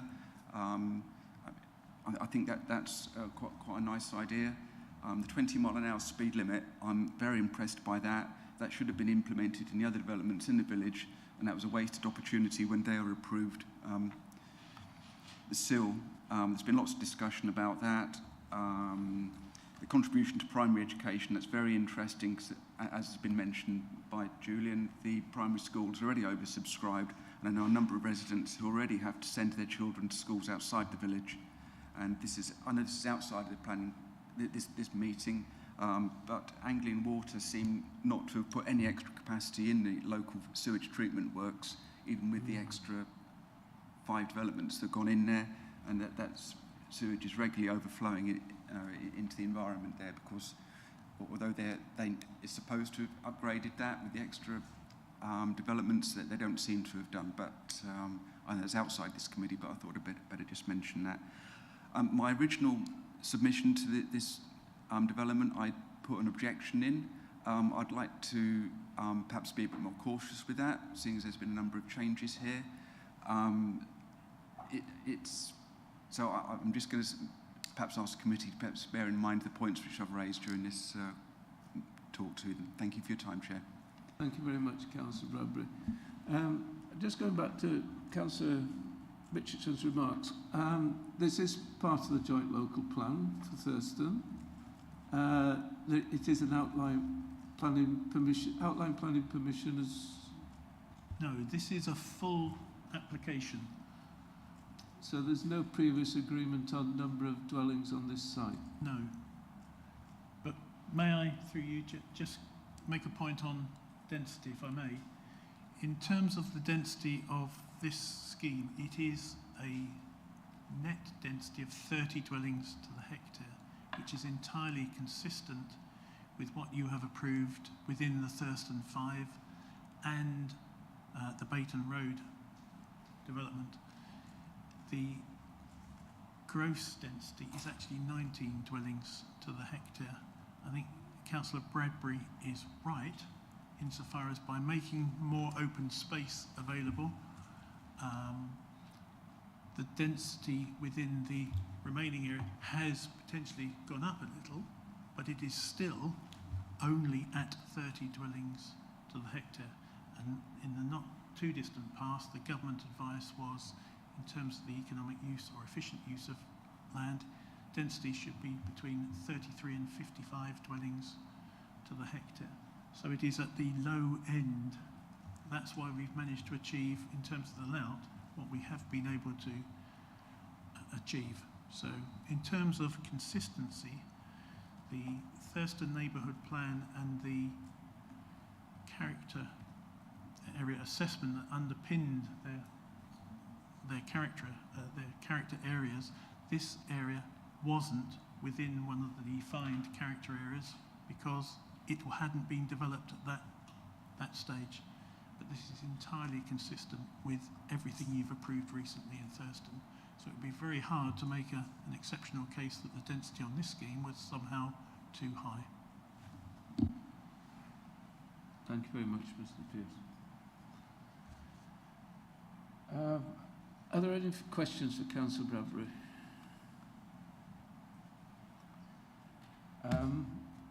Then I will now move to the debate. I will now open the item for debate. If there is a proposal, ask for a seconder, and I'll ask for a seconder immediately. But perhaps people would like to just make some opening comments before we go to a proposal. Who'd like to start? Councillor Penny. I'd just like some clarification in what we are discussing, because we've agreed to add a few extra things to the conditions or things to be discussed. So before we do that, I'd just like some clarification there. Yes, certainly. Could you? Thank you. Yeah, happy to do that, Chair, thank you.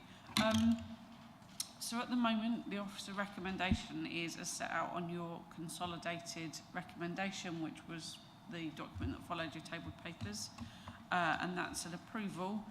And with the additional conditions I've currently got noted, but if I've missed any or there are variations you'd like to add in, obviously feel free.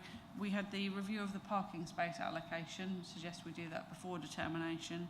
And then additional conditions, a phasing scheme to be agreed. I think we had bin storage plan to be agreed. The local link for 6 months to be secured. The conduit to future-proof for PV installation to be provided. And then I just had a couple of clarifications on that consolidated recommendation text, which is two of the bullet points. The developable area should not exceed that shown, and the area of open space shall not be reduced. There was an extra not. And confirmation that the permission granted is for 59 units only. I think we said 57, but it should stay 59. So that's the recommendation as I've hopefully covered it. I'll just come to you, Vince, in 2 seconds. The only other thing I was going to add, in terms of phasing, we talked a lot and you asked the applicants about phase 1. I do have some caution over that is a separate development. It's outside our red line. I think we can certainly take that away. Sounds like something we can negotiate and is on the cards, but I wouldn't be suggesting that we do anything on that by way of condition on this consent. So just to clarify, when we're talking a phasing scheme, that would mean the phasing of this part of the development, but there is no reason we couldn't take that away, and I would fully expect us to be looking into that and making sure that what was previously agreed is fully secured. So it just wouldn't be part of this consent. Sorry, Vincent, did I miss something? No, you did mention PV, but I just wanted to be sure we'd picked up Councillor Hardingham's point about having the battery option included with the PV and also the conduit in the roofs of every property to make retrofitting easier. So I've definitely got the conduit. What was the battery storage point, please? That the PV option scheme should also include, you can have the solar panels fitted at the time of build, but also you can have a battery, a suitable battery, to enable you to store that energy so that you can use it in hours of darkness or... Brilliant, thank you. Yep, so I've got that's a PV option scheme to include provision of fitting and battery provision. Hopefully that captures that. Thank you very much. Councillor Elkin. It was just a clarification, really. I should have, when I was asking earlier about the surgery and health provision, I think I sort of wasn't right. I was sort of describing it as if an outline application had already established the principle of development and the number of homes. But I think you're saying this as a full application. I was basically wrong about that. We are considering the principle of development and the number of homes now, so that those sorts of considerations are still on the table. We are considering the principle and the number, but you're considering the principle in the context of this being within the settlement boundary of Thurston, where the presumption is one of support because it's a sustainable location. Thank you. Do you have any further comments? Councillor Lawrence. The recommendations as updated by the area planning manager, and that would be my proposal to accept. So we have a proposal now. Do we have a seconder?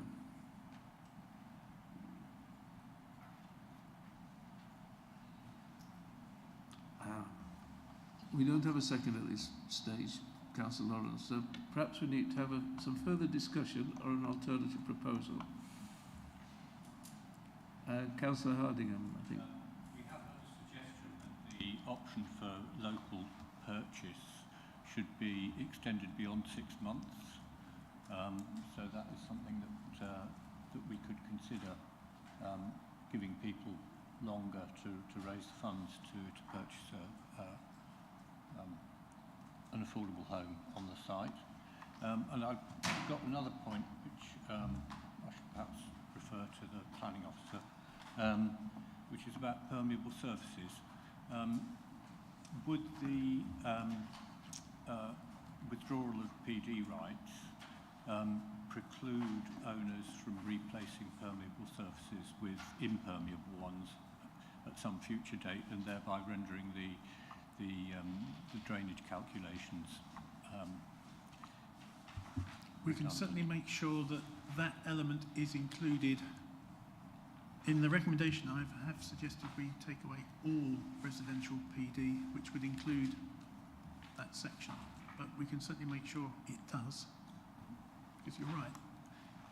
Somebody might be tempted to take a lovely permeable surface and put tarmac down or something. So that, yeah, we can deal with that by condition. We do see a lot of that.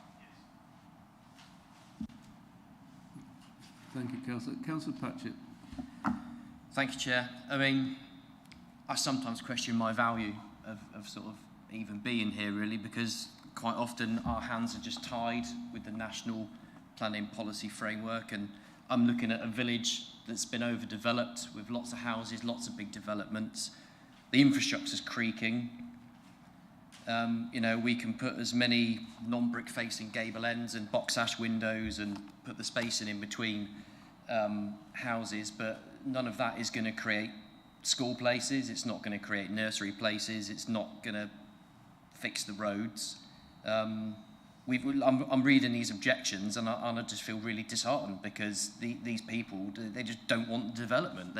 They're seeing that this land has it's been taken back by nature, and that they've listed all the kind of wildlife that's gone there, with sort of red kites and buzzards and I think it was swallows as well, and bats, and it was proposed to be community space, and we're just taking that away from people. And when are we just going to stop hammering these villages that have got to travel miles to go to GP surgeries?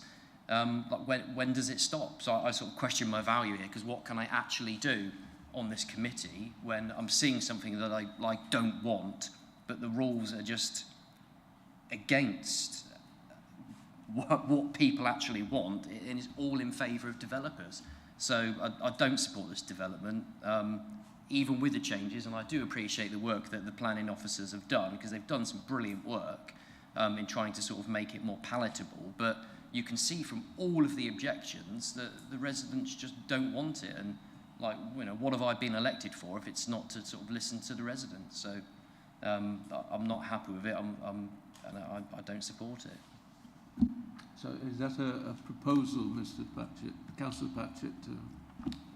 Well, I mean, I would happily propose to reject it. I mean, sometimes it's all about the battles you can fight, but I have to vote with my conscience, and I'm happy to send this to the sort of National Inspectorate, because like, it just doesn't sit well. I don't think I'll get a seconder, but you know, I'll propose it anyway. Mr. Pearce.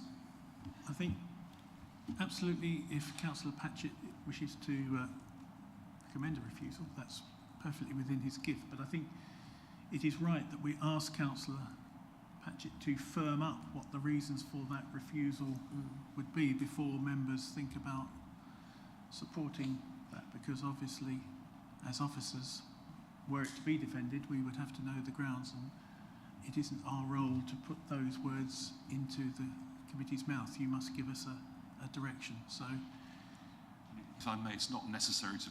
Councillor Patchett's quite entitled to say he wants to vote against without proposing refusal. It doesn't have to be pressed to make a proposal. We do need to firm up that proposal, don't we? Sorry, I understand the point that Mr. Dupre is making.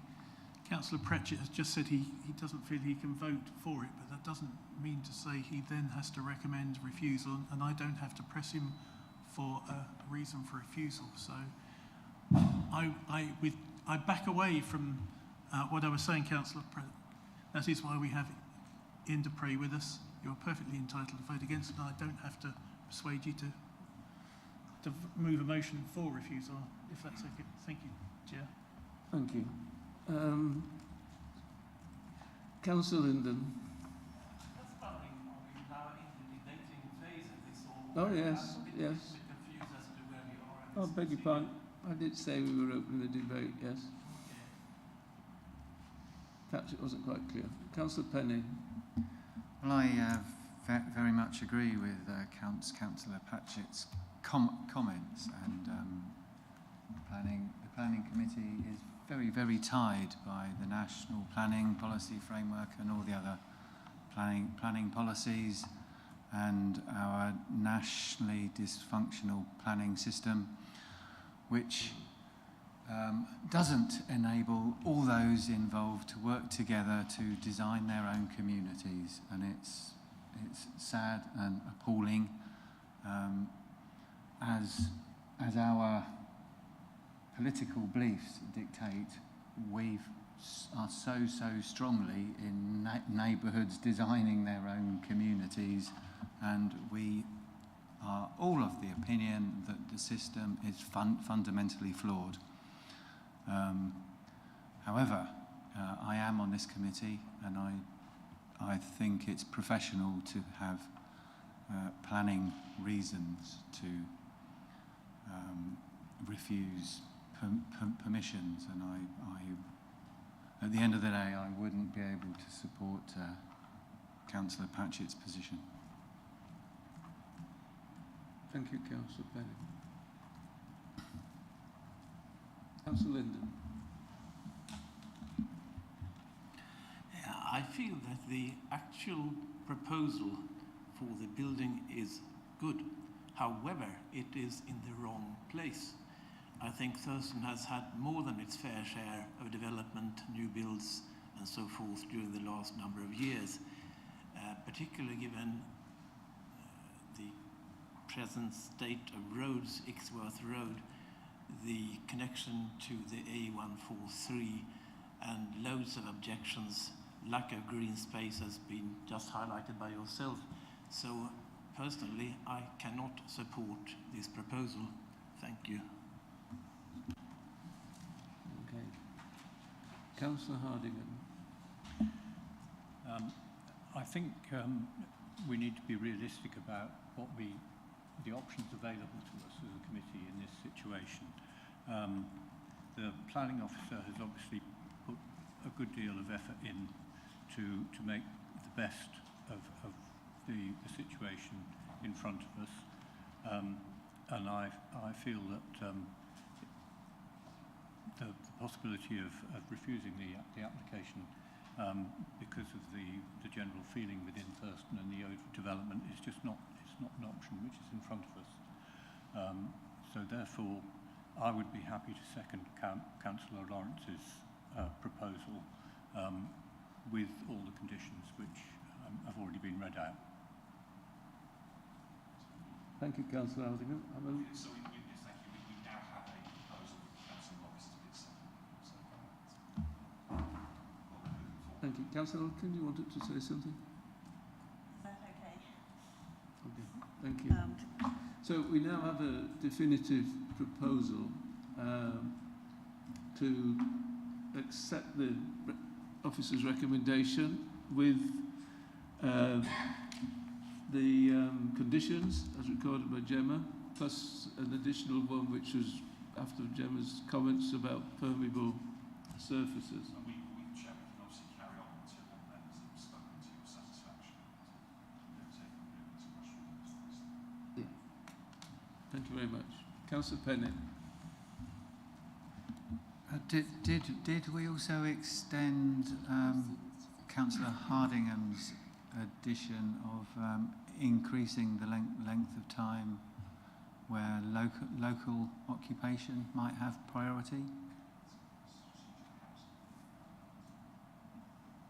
It's currently at 6 months. I know Councillor Hardingham suggested extending that. Would that be reasonable? I don't think we're coming up with a solution. Is there an amount of time members are suggesting? I mean, we are probably drifting in, and maybe we might want to check in with Simmons' thoughts on that one, because ultimately it's part of their sales process, how long they might be comfortable. I think I don't know, is that a 10, you're right there, Vince, would that 106 grounds or a condition where would I you... just want to be sure, are we talking about the affordable or are we talking about the if it was the open market? Open market. In a sense, we'll have to try and work that with Persimmon.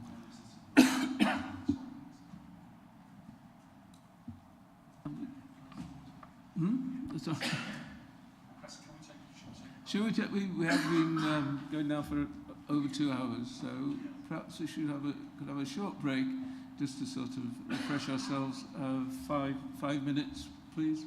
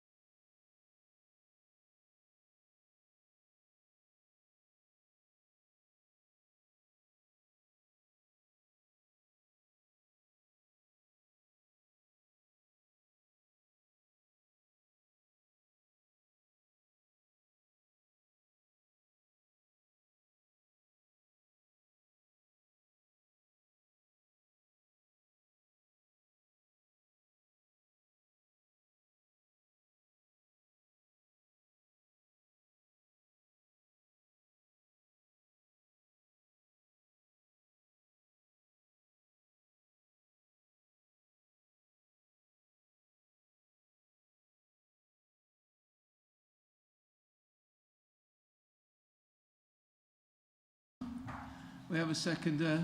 We are in the debate now. I believe Councillor Elkin, you have the floor. Thank you, Chair. It was just a question about, or a question really, about the principle of development. If we have a healthy land supply, and whether you could query the sustainability of the settlement if the schools are full and there's no GP, whether that had any sort of wiggle room really, I guess, if, for example, we're talking about 59 homes and some of the design issues that the parish has mentioned are due to the number of homes in a pretty congested site, whether there might be any scope, I know we can't vote on that today, but whether there might be any scope. What would happen if there were less homes on that site? Would it resolve any of the other design problems? I think it's a question. If your dilemma is the principle, the design is irrelevant until you've sorted out the principle. This is in the settlement boundary. Thurston Policy 1, its strategy actually says development will be focused within the settlement boundary. It's what the JLP says as well. Thurston is a sustainable location. Okay, it doesn't have the GP practice, it has the station, it has all sorts of other facilities, secondary, primary, it has shops. It is a sustainable location, and we still have to have regard to the NPPF, which clearly advocates that development is directed to sustainable locations. Whilst we have a 10.88 year housing land supply, that doesn't prevent us from approving development within a settlement boundary. What you want to do is ensure that you never go back to the days of where we didn't have a 5-year housing land supply, because that was a disaster. So I would argue, in principle, you are bound to accept sustainable development within the settlement boundary. If you get past that hurdle, what would happen if you reduce the number of houses? The layout would be looser, but it would still be at a level of density that's still below the minimum. This is at 30, it would be less than 30. Is that efficient use of land? What would you achieve? So say it went down by another 3 or 4, you might have bigger gardens, you might have some bigger plots, you might have an area of a bit bigger of open space, but it will be modest. It's not going to make a dramatic improvement to the character. The site is constrained by the zigzag nature. In terms of the form of development, the extract that's in the committee report and that's included in the Thurston neighbourhood plan has a group of, I think it's between 6 and 9 houses in a cul-de-sac. That is what we might call Arcadian character. Arcadian character is at about 8 dwellings to the hectare. We are about to achieve that elsewhere in Thurston, and that will be coming before you. But that is an entirely different site where an outline planning permission has been granted at an Arcadian level of density on the edge of the village. This is now surrounded by development, or will be. It is just another piece in that jigsaw within the settlement boundary. There will be no real benefit in reducing the number of houses by, say, 4 or 5. It wouldn't make a difference to the character. It would be as it is. So I think you're not going to get past the principal issue, in my view. And that's where, I think that's where your dilemma is. Thank you.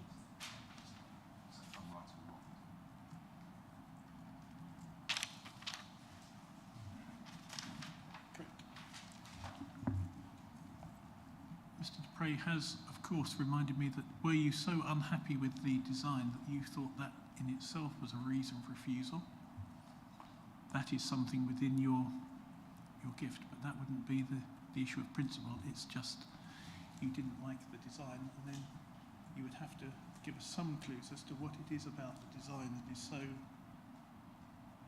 bad that it warrants warrants refusal when you compare it to what we have approved to the north, to the east, to the south in Thurston. Because some of these house types are as used in phase 1. Will be my rather long answer to your quite short question, so I apologise, but it's only right that I give you my best shot at what the professional position is, and I'm grateful to Mr. Dupre as well. Thank you. Thank you, officers. Thank you. We've got some more contributions, please.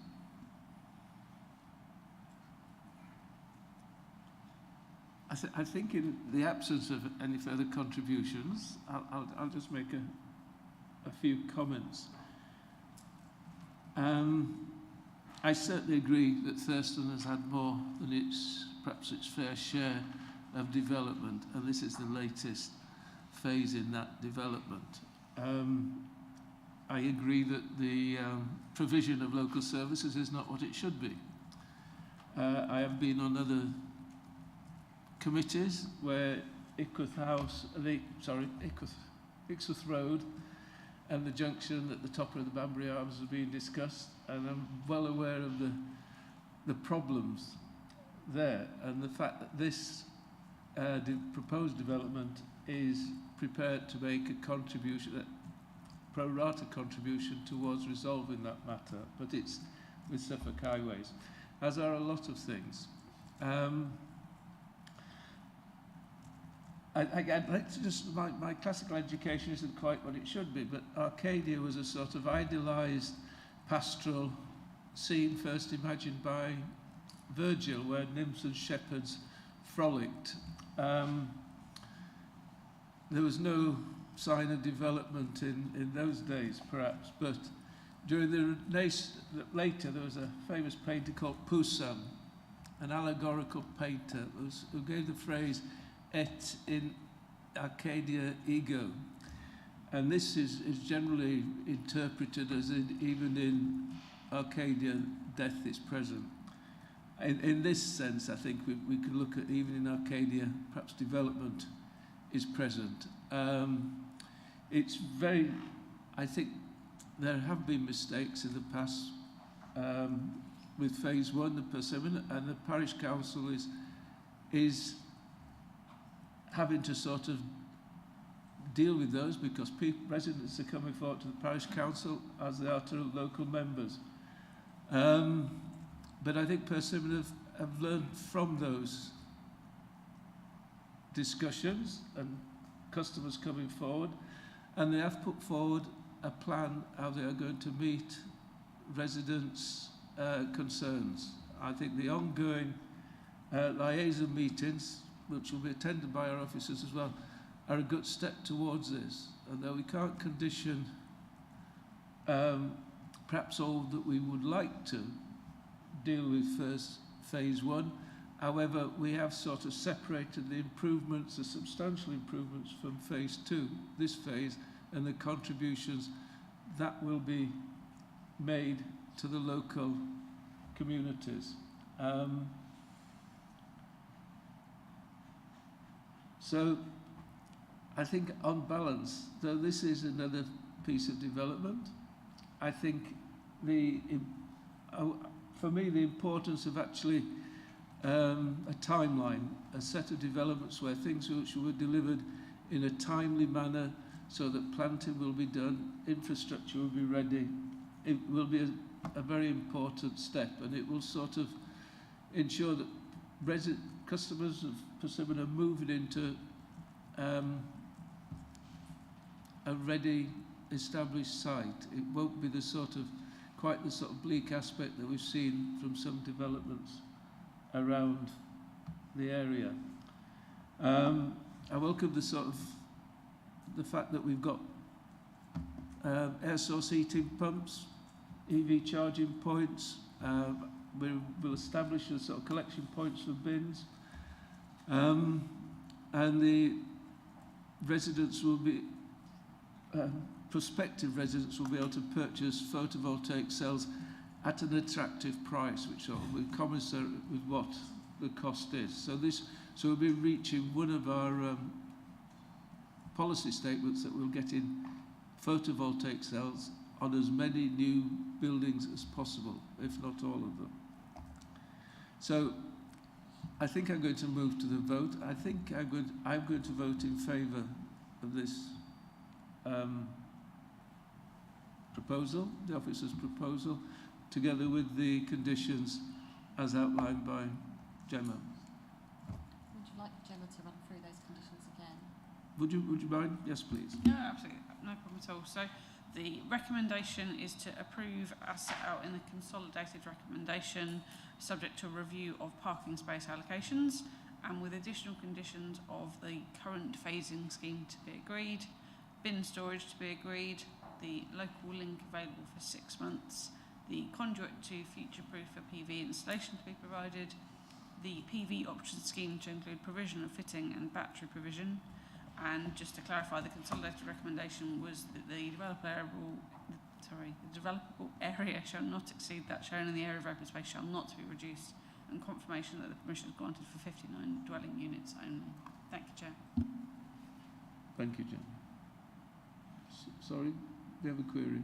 Yes, I just didn't quite hear you mention the 6 months, but I didn't quite hear how that. So that's a local link for sales or for open market for 6 months.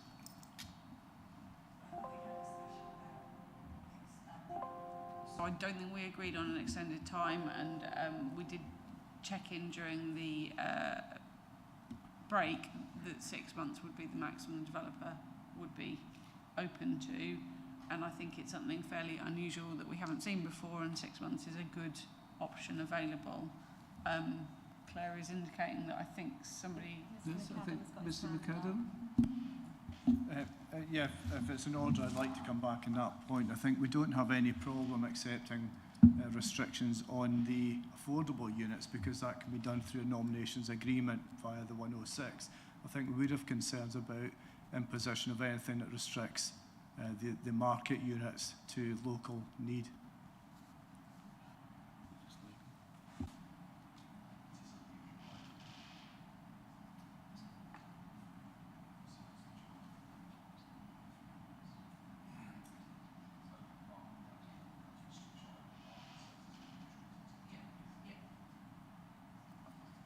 Yeah, we were just clarifying that that was, and I might just have to go back to Stuart here. So that was saying that you're allowing sales for local people for 6 months on open market sales. Is that correct? Yeah, I think we may have an issue with that for local sales. I think ultimately we would agree that, but I'd rather not of that. It's something that's unusual, but if the committee were so minded, I think we would have to accept that, but it's rather unusual to have it imposed on market units rather than just affordable units. So I disagree.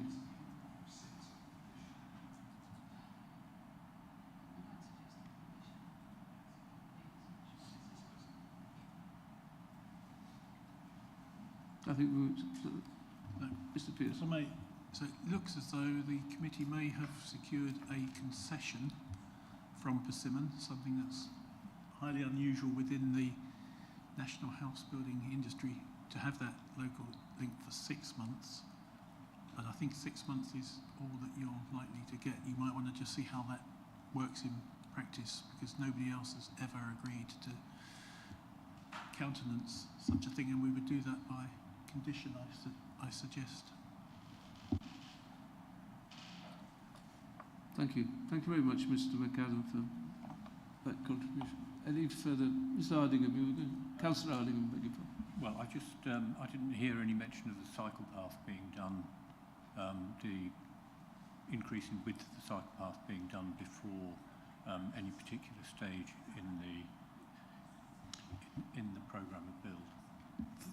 That would be within the section 106, but I take the point that we should minute, if that's what members want, that the 106 should require delivery of that path before occupation of any unit within this phase of development. So, yes, I did make the point, but it needs to be voted on. Thank you, Councillor Harding. I feel that's a fairly simple point and not very onerous on the developer.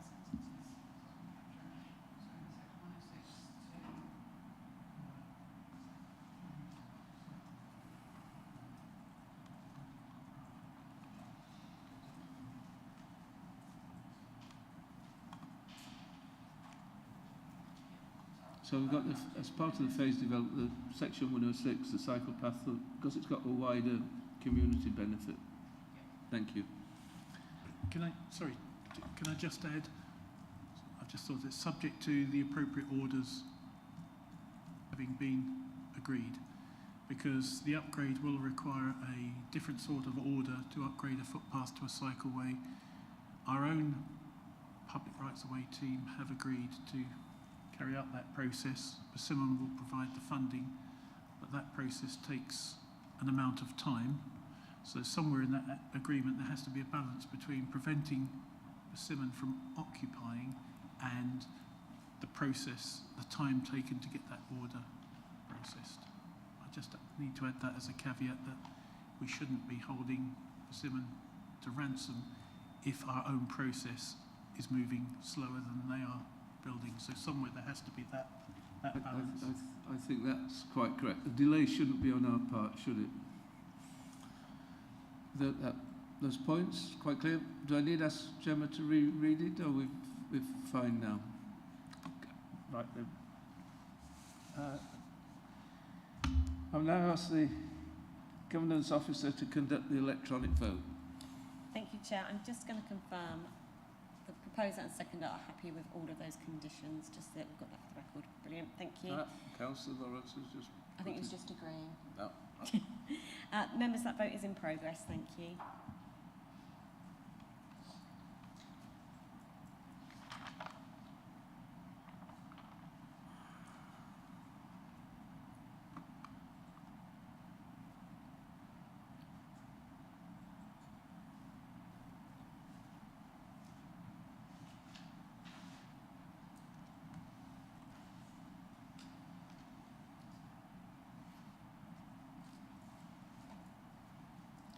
Thank you, members. Chair, that's 6 votes for and 2 against. That's carried. Thank you very much. Do you want to just take a couple of minutes so that we can... Yes, I think if we could just have a couple of minutes just to allow our officers to leave. Thank you everyone so much. This appears for your patience and our visitors.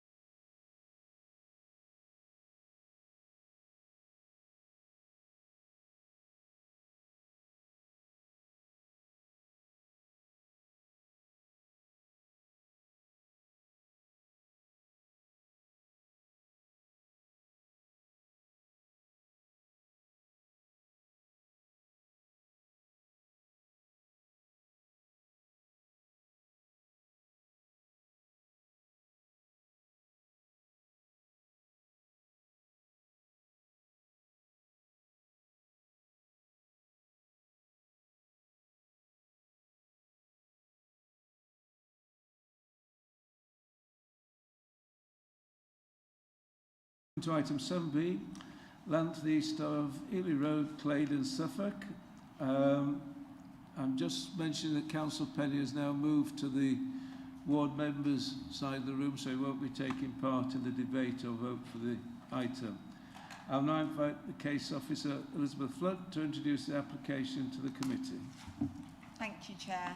So this is an application for reserve matters for 67 dwellings, and it's for the reserve matters are appearance, scale, layout and landscaping. So the principle has already been agreed under a 2018 application, and that included a parameters plan which provided parameters for the development, which have been kept to.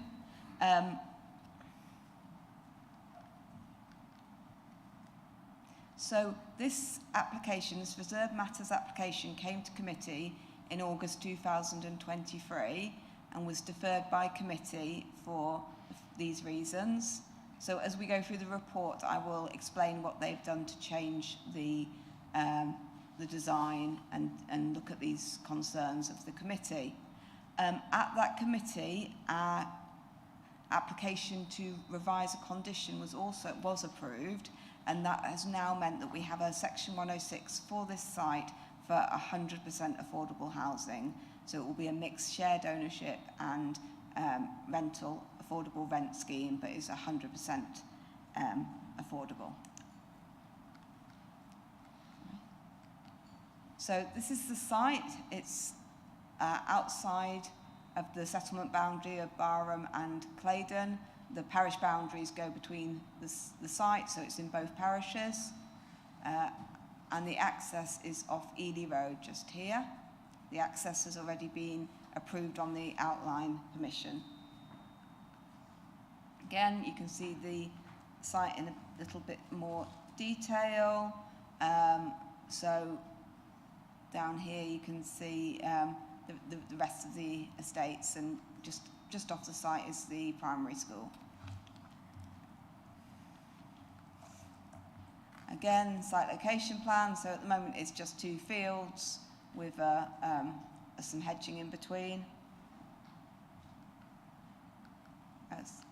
This is the constraints. So the main constraints are that it is surrounded by various footpaths and bridleways. So there's a bridleway at the top and there's a bridleway to the side. So this is the proposed layout as now. So you can see it's in 2 sections. There's a small section here to the south and a larger area to the north. When it came to committee previously, the main concern was that this was going to be a circular road going all around the site, and there were concerns about that. So what they've done is changed it slightly so that these are 2 dead ends. And you can see this. So this was the previous plan that came to, in front of committee previously, where the road just went all the way around.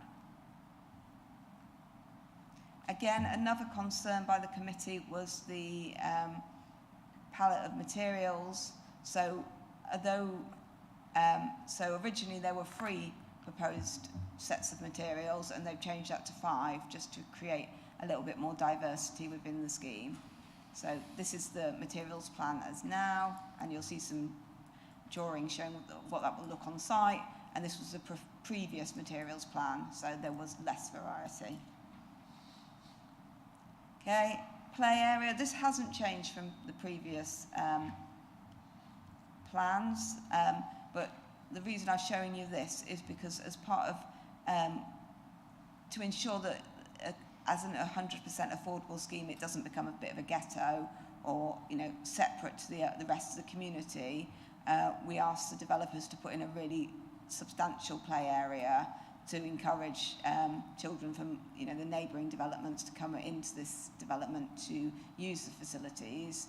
So you can see it's got swings and a climbing frame, and a lot more than you might expect for quite a small scheme. Again, the committee were previously concerned that the tenure split was not sort of throughout the site. So the orange is affordable rent, and the pink is shared ownership. And you can see now the two tenures are sort of spread out throughout the site. If I just show you the previous one, there was a lot more shared ownership in the southern side. So they have changed that. So these are the street elevation. It is all on a slope, so you can see that the houses have been, in some areas, are sort of sloped down. Again, you can see that it is a lot of sort of 2-bed, 3-bed pairs of semi-detached dwellings. So the house designs are all quite similar, but they have done their best to add an interesting palette of materials to try and add some difference in it. And again, here are some house type examples. So here are 3 sets of 3-bed semis, but you can see the different material palette used and the different porches, just to try and add a little bit more interest in the scheme. I mean, I think you will find it is more similar in appearance to market schemes, but it is 100% affordable, so they have sort of less you know, they're quite restricted in the type of houses that they're providing. Again, this is another example of a 3-bed. These are some of the terraces. And there are some bungalows on the site. So here's an example of the 2-bed bungalows. So this is some photographs of the site. So this is the entrance. Again, this has been approved on the outline. Comes up through Ely Road. This is the northern part of the site. You can see that the house is behind on the existing estate. Again, looking back, so the bridleway is just at the back here, and then the footpath goes up here. Again, this is sort of the more southerly part of the site, the bottom here. And again, this is the southern part of the site with the neighbouring, these are more modern dwellings, looking out onto the site. And again, well, this house did have the substation in front of it, and there were concerns about that, but that's now been moved away from this dwelling. So the recommendation is to approve reserved matters subject to the conditions as set out in your report. Thank you.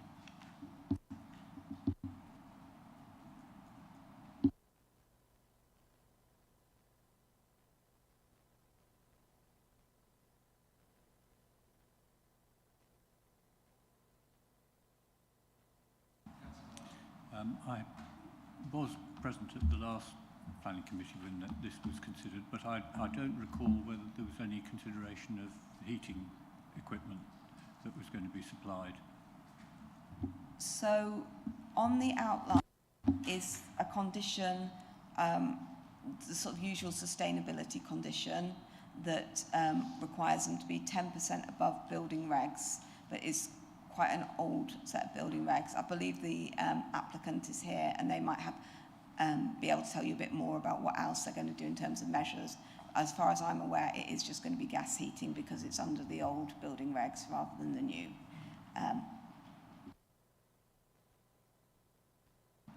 Thank you. I mean, general comment is that it's a pity to be fitting out-of-date equipment now when gas is being phased out as much as possible for heating purposes, but we'll ask the question of the applicant.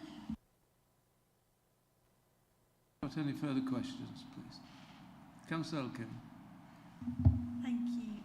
It was just a question to clarify. There was some mention of the service charges and whether those would become very high. I think there was some concern about both the roads and the drainage system not being adopted. I think it's on page 59. I just wondered if you could talk us through what that all means and what the options are.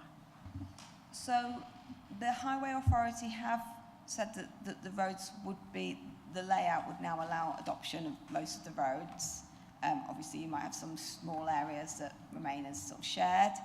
In terms of the SUDs, we have had a letter of confirmation from a water authority, not Anglian Water, but a separate one, to say they are going to adopt the SUDs. Now, until we get the actual Section 104 agreement signed between the developer and the water company, we won't know that for certain, which is why we're proposing the condition to ensure that that happens. But they have said they are happy with the scheme and they are happy to adopt it. Provided it is adopted by a water authority, any service costs for the SUDs will be capped. So it should cap both if the roads are adopted, then they won't be paying costs on that, and any SUDs costs will be capped, similar to Anglian Water. So essentially that concern has been removed, and if there is a problem, then the planning wouldn't go forward because... Yeah, I mean, there will be a service charge, they will be paying for things like the landscaping, the public right of, the play area, but our big concern was the SUDs. If that was uncapped, that could end up being a lot of money, so we're confident now that won't happen. Thank you.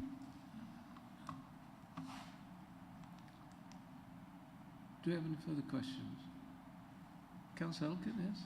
I was just waiting to see if anyone else before I jump back in. Yes, the ecology reports, I think they were done in 2018, and obviously the site's been empty since then, so I just wondered what best practice is in terms of resurveying. Is there any obligation to resurvey? Things could have moved into the site since then. So that was one question. And the other one was just about the play area. I think the public realm team had asked a question about the management solution for that as well, and how it was going to be secured in perpetuity. So I was just wondering if that had been done. And my final thing was to ask whether there was any seating in the play area. It often seems to get forgotten that parents like somewhere to sit while their children are playing. Thank you. Sorry, what was your first comment? Oh yeah, ecology. So there are conditions on the outline that require the ecology surveys to be kept and to be in accordance with that, but we haven't had anything to update those. So it was about, is that good practice, basically? Probably it's been not. 6 years. It's probably not good practice, but it's where we're at. We've got a condition on the outline that they have to be in accordance with those ecology reports. We can't require them to do more. Okay. You don't usually have such a gap between the outline and the reserve matters. This is an unusual case. And the second one was... The second one was about, it was just something the public realm team had raised. Oh yeah, so that has been covered.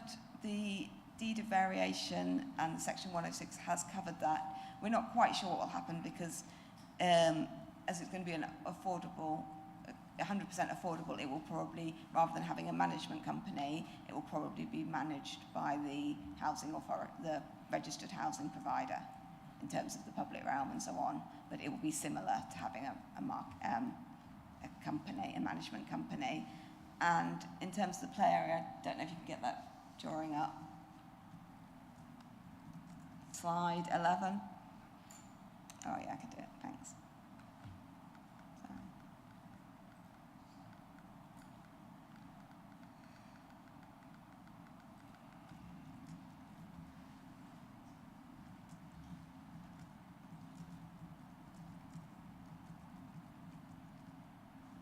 So there are some benches. Those are the benches there. And you can see.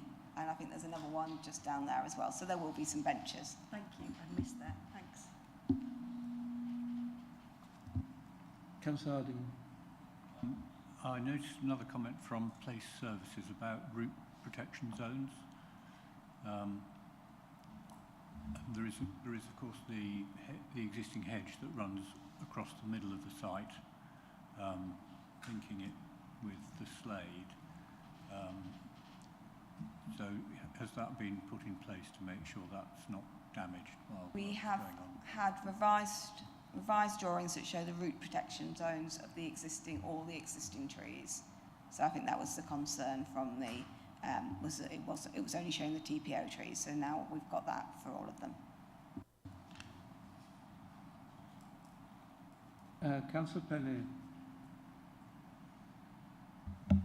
Yeah, just on page 53 of the papers, it says there's an officer note, further information to address the landscape consultant's concerns has been provided and a further consultation response requested.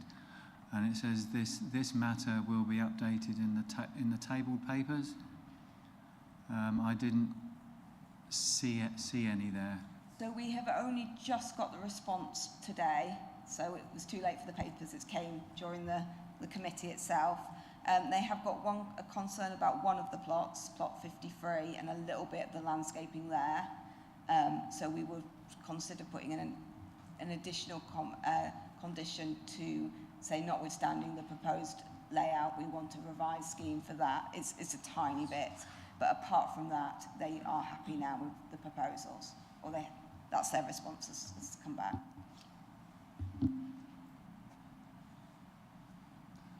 Thank you very much. I don't think there are any further questions. So, do we have a representative here from the Parish Council? Do we have an objector?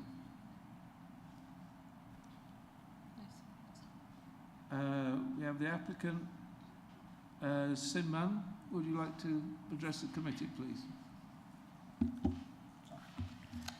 Good afternoon, members. My name is Sinman from Minster Property Group, and I am the applicant for this application. We are working with Flagship Homes, who are with me today. Flagship Homes will be delivering, owning and managing this scheme. The scheme was considered at the Planning Committee meeting in August 2023, alongside the Section 73 application that was required for the development to be delivered as 100% affordable homes. We are delighted that the committee was supportive of the additional affordable homes and approved the Section 73.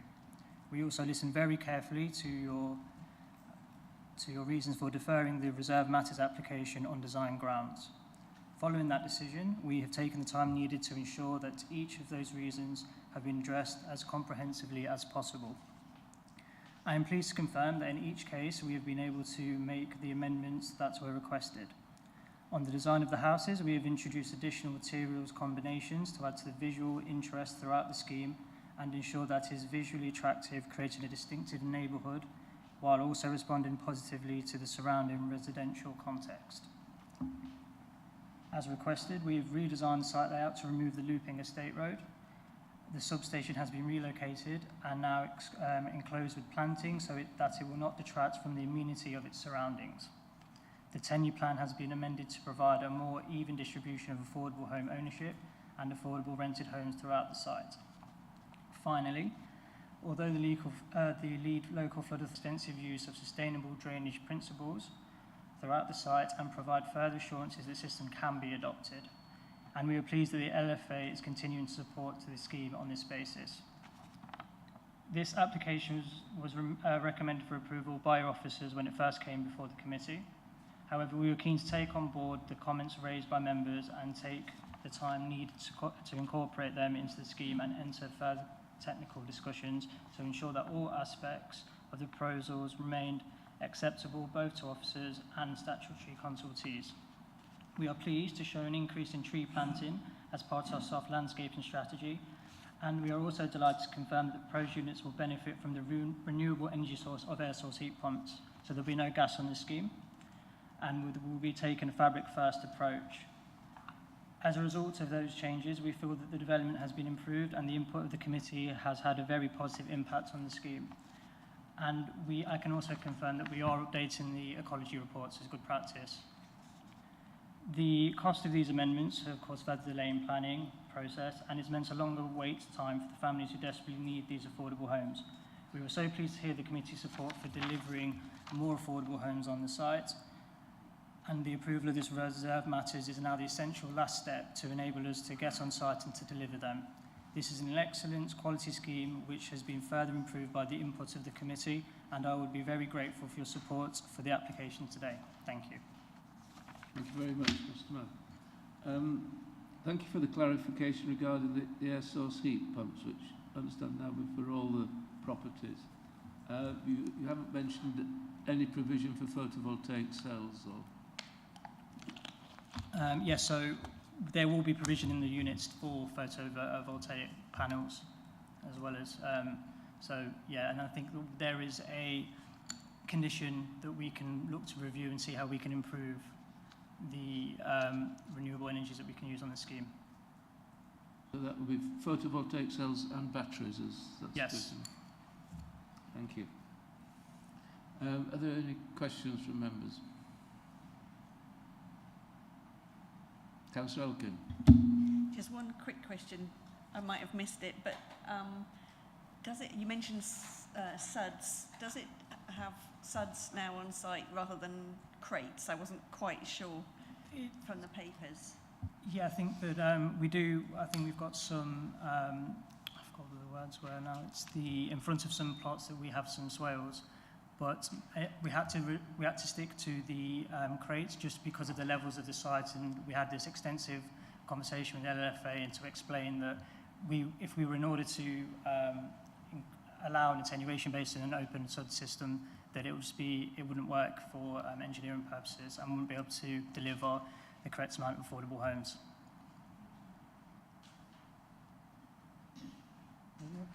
Councillor Elkin, any further questions? Councillor Harding. Yeah, it's not really a question, but I would like to congratulate the applicant on having resolved the issues that we raised last time round. I'm glad to see that you've addressed all of those. Thank you. Councillor Patrick. Thank you, Chair.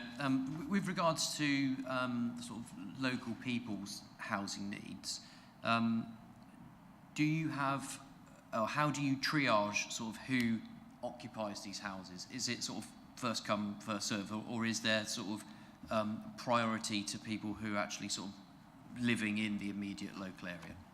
I think there's always a priority to people living in the local area, and then through with flagship homes, I'll have a system in place where they try to prioritise those that are in need most as closest to the development as possible. Thank you. We've got no further questions. I'll now call on the ward member, Councillor Penny.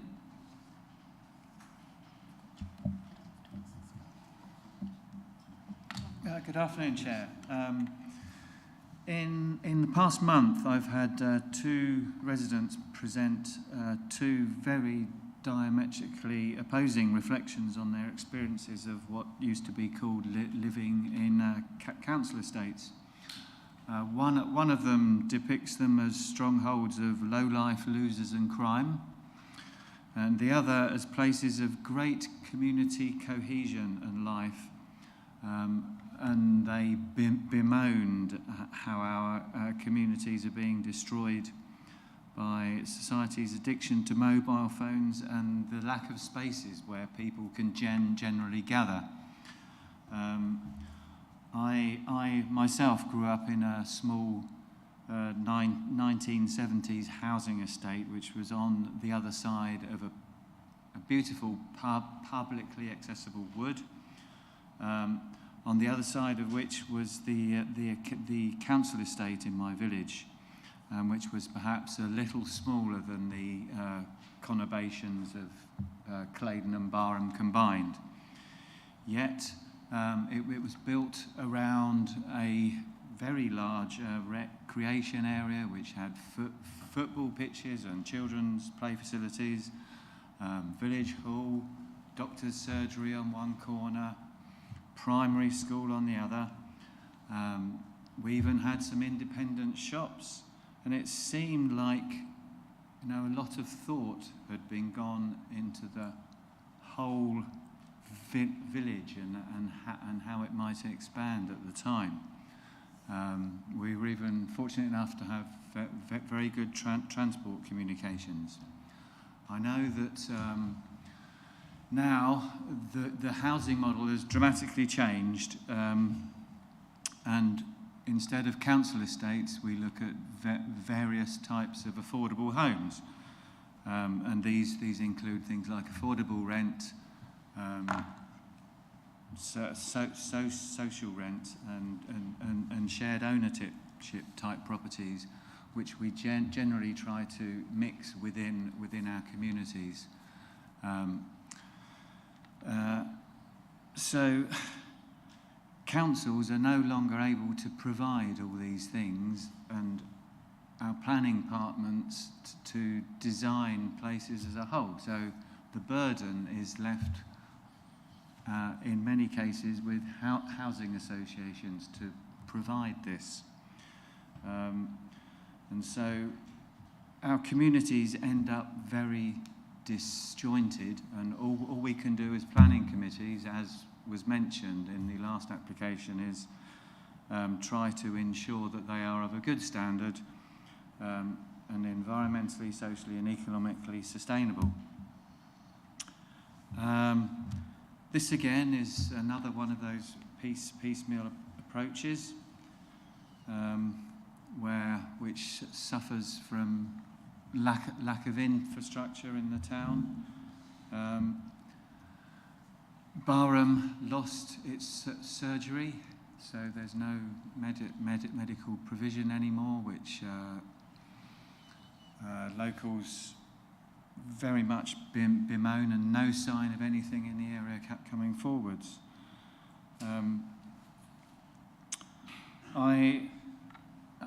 One of the best things I grew up with was the local wood I lived by, where my imagination used to run wild. There is even though it's on the edge of the countryside, there is absolutely nowhere where children can go and play in the woods like I used to. But anyway, I really can only really talk about the specifics of this location. I would like to mention the design. If you compare this to the previous plan and also the previous application, this is very much more a linear design with the houses all in a straight line. I don't know whether offsetting was even considered here, but I can see large areas of green space, which is very encouraging, and lots of possible planting. I felt that the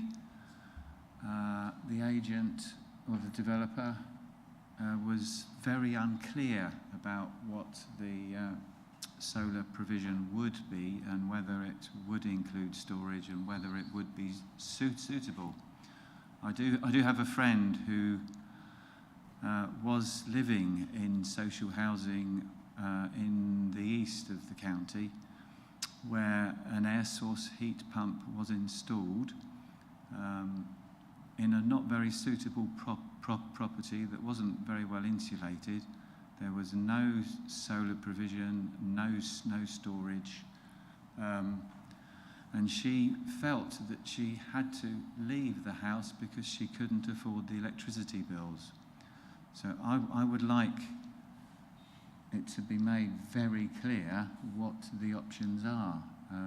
There needs to be enough solar panels, for example, to make it suitable for the property.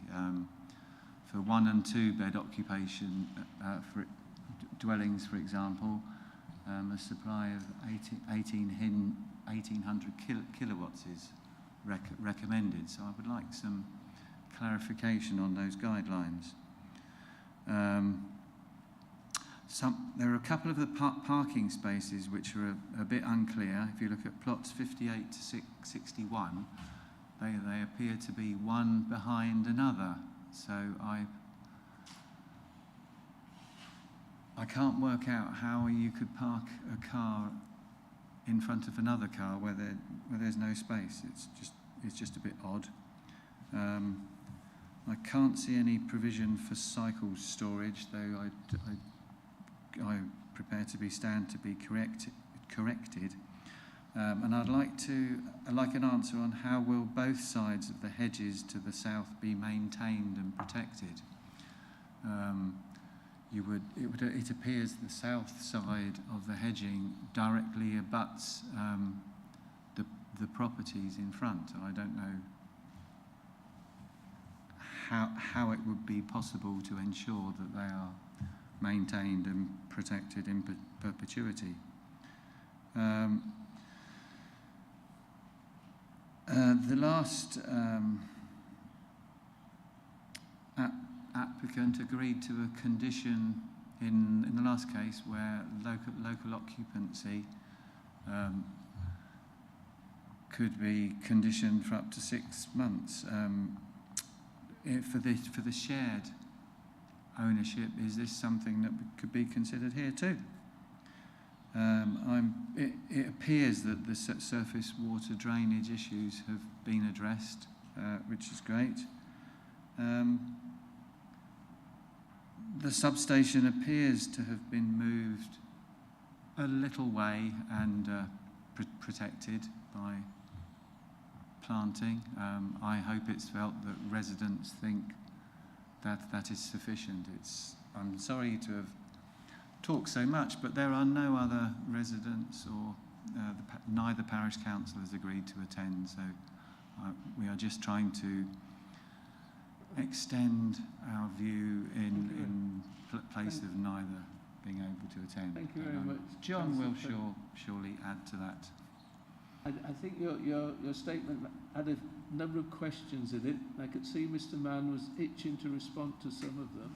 Excellent. So would you like to just make a comment there, Mr. Mann, on some of those questions? Yeah, so with regards to the PVs, I know there's an outline condition, I think it's number 35 in the planning consent, where we are looking in great detail of each specific house type to see what the spec of the PVs we can allow for. There will definitely be, we can confirm that we can allow for a conduit that's in the properties, so there is a provision to allow for PVs, and hopefully we can maybe put something in the planning condition to see if we can better the spec of the PV panels. So that's my comment on the renewables. In terms of the landscaping and the hedges and how they're supposed to be maintained, so the entire scheme will be maintained, the landscaping, by Flagship themselves. Because Flagship will be will never leave this development, they will have a relationship with with all the residents of that development. They'll be able to gain access and maintain areas of open space a lot more easily than other private sale developers that leave it to a management company. So those are the two comments. Thank you very much, Mr. Mann. Now we have another ward member, Councillor Whitehead. Would you like to make your statement? Yes, thank you, Chair. Hello, members. Councillor Penny and myself are here as ward members and find ourselves very much on our own today in representing our residents in Claydon and Barham. No one from those two parishes has shown a desire to be here today, but you should not read into that any thoughts that they are happy with this proposed development. Over several years, I've sat through quite a few parish meetings for both parishes, and it pains me to say that I've heard them all become both thoroughly disillusioned with and frankly very cynical about the planning process as it has evolved regarding this site. They do not feel their views and concerns have been valued, and hence their disengagement today. Personally, I was relieved when the Planning Committee meeting here on the 16th of August last year deferred their decision on this application due to concerns regarding the designs of the houses, the tenure distribution, road layout, the SUD scheme, and the location of the electricity substation. So let me turn to a positive aspect first, that the location of the electricity substation has been moved. After putting a copy of the revised plan and a covering note through the letterbox of 29 Hereford Drive, the owner emailed me, quote, "It was such a nice surprise to receive your letter stating that the site plan has moved the electricity substation away from the front of my house. It's just a minor change in the overall scheme of things, but so important to this one family." So to the committee officers and to the applicant, I pass on their thanks. However, I continue to share the disappointment of the parish councils and most, if not all, residents regarding how this development has changed from what was initially a predominantly market housing site. The concept at the outline permission stage was first sold to the community during the consultations using beautiful watercolored drawings of attractive houses around a village green setting It subsequently evolved when it came to committee in August 2023 at the reserve matter stage as a much more regimented social housing estate. Now, as we look at the further revised layout and designs in front of us today, things have improved somewhat. So I guess the key question for committee to decide is, have they improved sufficiently? The planning officer set out her own thoughts in 3 paragraphs of her report. In respect to layout, in paragraph 6.1, she writes that it is an improvement on the previous design and, quote, it is considered acceptable. In respect of housing design, in paragraph 6.2, she refers to minor changes and concludes, quote, the design of the dwellings is considered acceptable. In respect to the landscape impact, in paragraph 7.1, she writes, quote, overall, it is considered the landscaping, subject to conditions, is acceptable. I'm no marketing expert, but I don't think the phrase considered acceptable is the first expression that would leap to mind in the marketeer's lexicon. What is the best we can describe this applicant's layout, design and landscaping? Considered acceptable.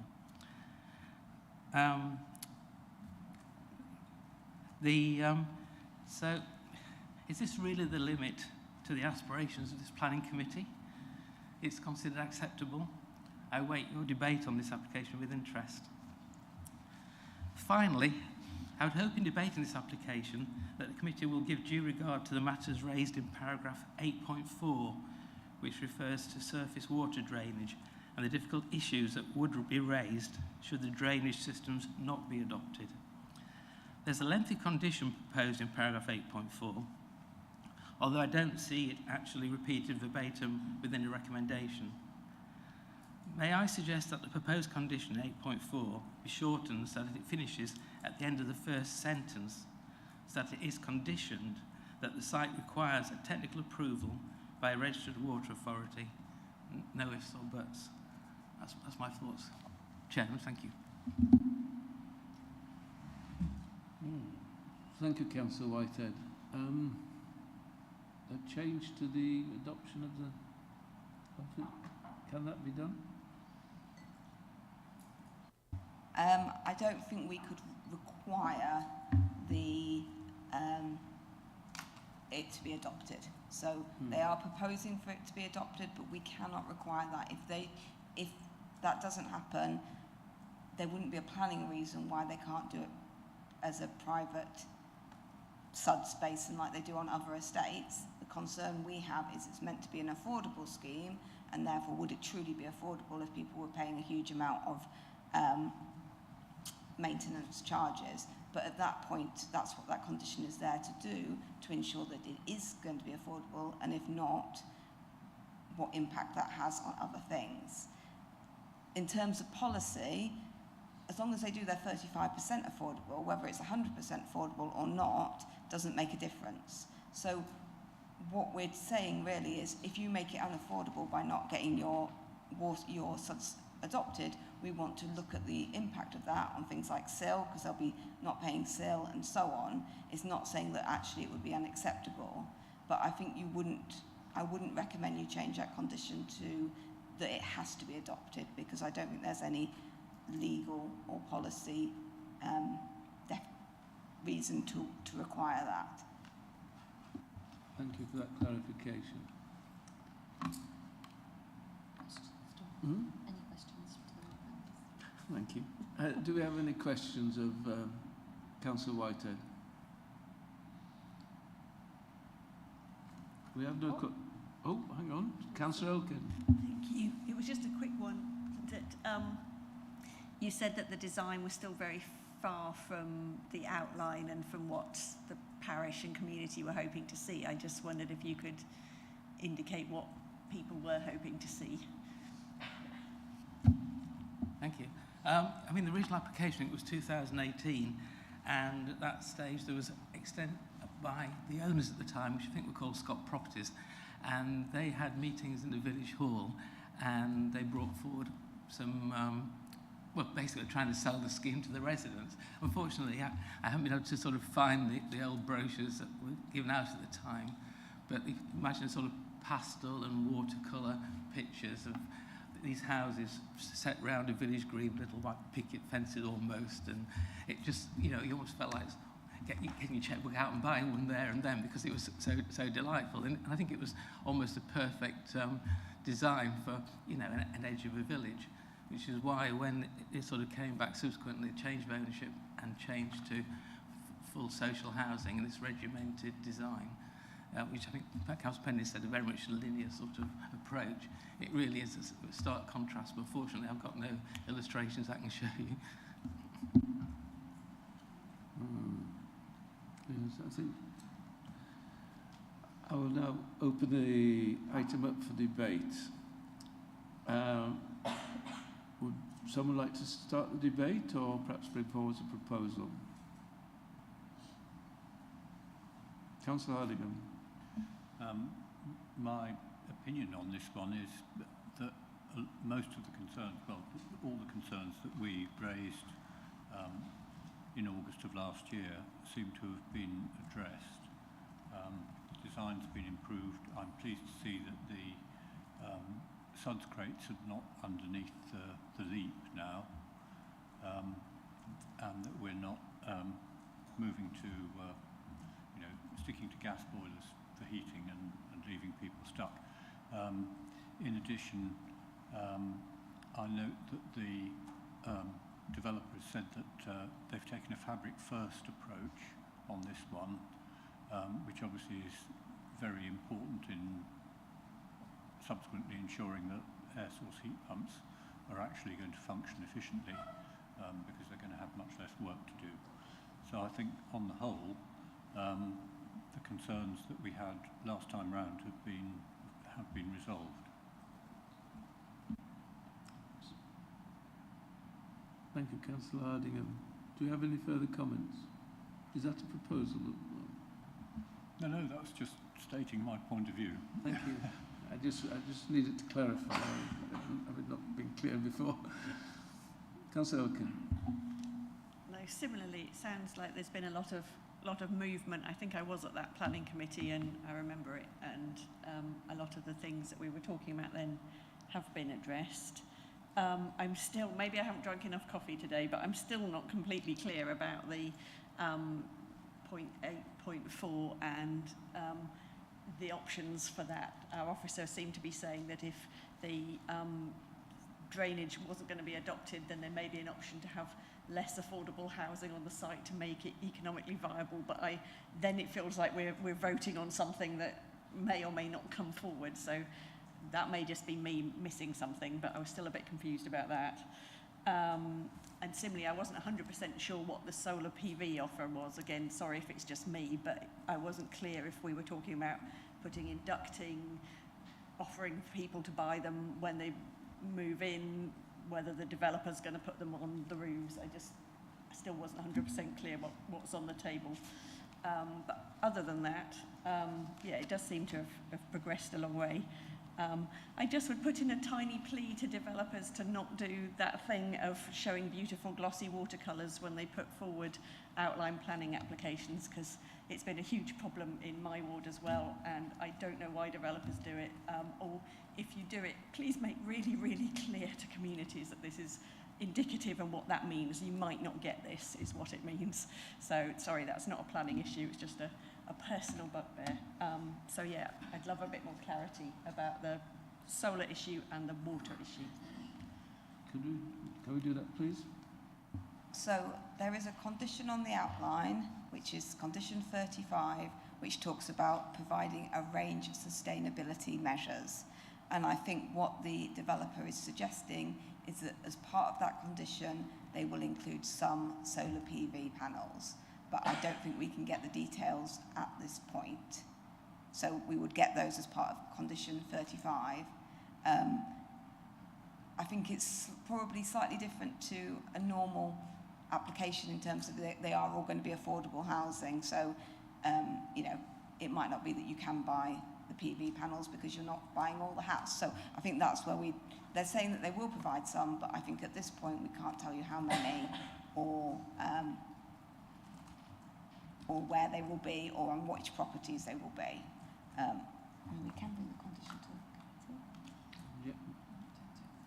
Can I come there, Chair? Debbie, you're working Thank on you. Yeah, I think we're in one of those slightly unusual positions. I thought we'd got through all of these, but for 2018 reserve outline, we were putting on those conditions to say, tell us what your sustainability measures look like before you commence development. We've now moved to put them on concurrent with reserve matters so that when we're in this meeting, we can say to you confidently, this is what will be happening. At the moment, we are ensuring something will happen. We are ensuring they will have to submit a scheme to us. That will go out to our sustainability consultants who will give us advice. So at the moment, because we've got that, I can't say to you today we can do anything differently, but we have got that reassurance that we will get something per that scheme that's been agreed with our sustainability consultants. And as Libby mentioned, because we're looking at all affordable, that's a different scenario. It's not someone could choose what they do or don't buy. Whatever scheme gets put forward, my anticipation is it will go on those houses per that scheme, regardless of what anybody actually wants in the future, in the nice way. That's what you'll get with that house, because that's what will have been agreed. And perhaps just to pick up on that affordable housing point, so I think they have to provide 35%, that's secured. They are choosing, as a registered provider, to do 100%. I'm hoping Libby's going to nod there, yeah, 100% affordables. But what that means is they don't have to provide them. It's something they are planning to do. They've bought the site, they're a registered provider, that's what they do. It's how that then interacts with that surface water drainage that becomes a question. The 35%, I think we would be absolutely happy with. That's normal. The over and above is a benefit, and they then won't pay community infrastructure levy on that.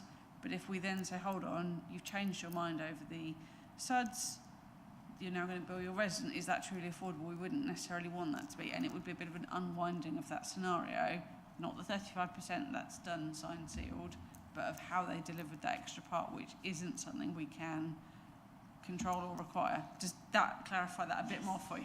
Brilliant. There is a little bit of wiggle room because, as I said, I think that change in scenario where we found, particularly with the sustainability features, that we'll do it later, actually we found isn't successful. We are left in this scenario where we are waiting to find that out, albeit we've got something. That's why we've moved on. And yeah, similarly with that affordable housing scenario, we've secured what we've definitely secured. The fact they want to do more, brilliant, but we wouldn't be looking to make them do that, and that adds that essence of flexibility, I suppose, on both of those. Yeah, absolutely. Thank you. That's Councillor Lane.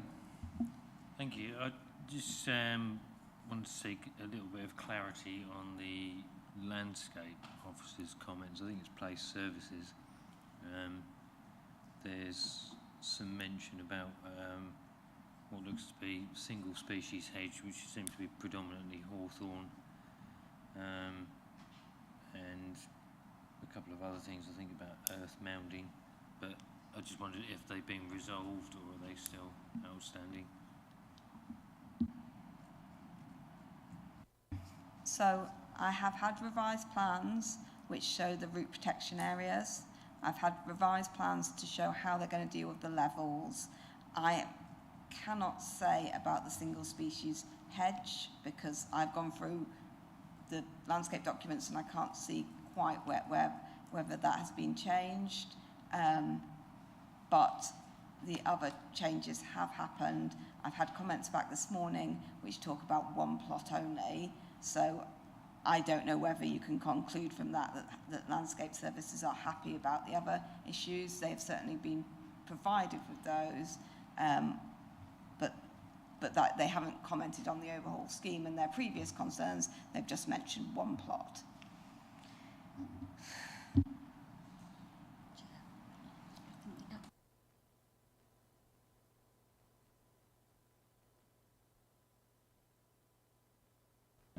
Mr. Mahmood, you have some further comments to make?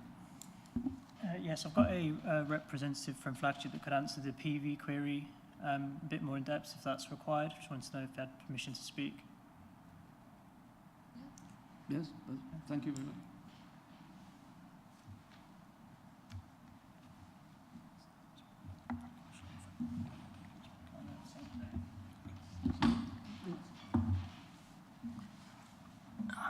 Good afternoon. I'm Daniel Hendon Seed from Flagship Housing Development.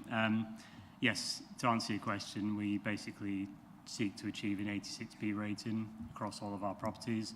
So we'll start with air source heat pump and do a fabric first approach, but obviously every house type, etc., is different. So if PV panels are required to essentially achieve that minimum rating, then that's where they'll be included, to ensure that it's the best approach for the tenant customers.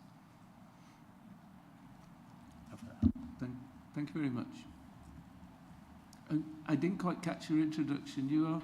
Oh, sorry, Daniel Hendon Seed. Thank you. Have we got any further questions? Could you possibly have a proposal, please? Councillor Hardingham. Yes, I'd be happy to propose we grant planning permission with the conditions, particularly the surface water management adoption condition as in the officer's presentation. Thank you very much, Councillor. You got that, Gemma? Yeah. Just checking, sorry, Chair. Where am I looking at?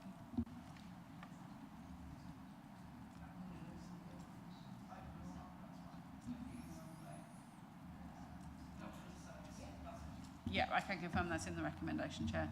Lovely. The only additional condition was per Libby's mention of the landscaping comments we had back today, that it's a notwithstanding the proposed landscape plan details of plot 53 to be agreed, just gives us that flexibility to resolve that last corner that landscape queried. So it's as the papers with just that one additional condition.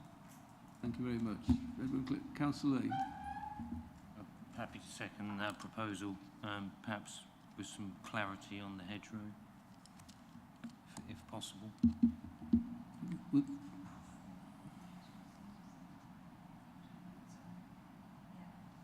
Yeah, happy to add a notwithstanding condition to ensure that the hedgerow species are agreed. We think we might have it, but we can't find it. If we can resolve that before determination, great, but if not, it'll be on there and give that security that we can agree the hedgerows if both councillors are happy with that suggestion. Thank you very much, Councillor. I think at this point we can now proceed to the electronic vote.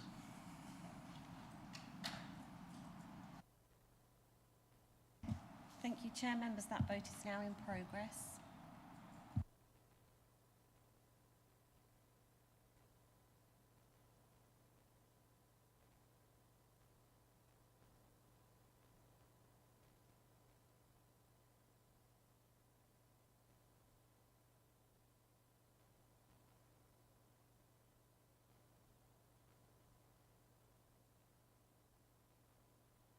Thank you, members. That's 7 votes for. That's carried. Thank you. Thank you very much. That is carried. I'd like to thank Mr. Mann and his colleague for his positive contribution to that, and the officer. I believe this is a last contribution to the Planning Committee, and wish her well in the further opportunities. Thank you. I'm now going to propose a break. I know we've only got 2 more items, but I think we're all in need of a bit of refreshment to restore our blood sugar levels. So if we could have half an hour? Yep, fine. Is half an hour substantial enough?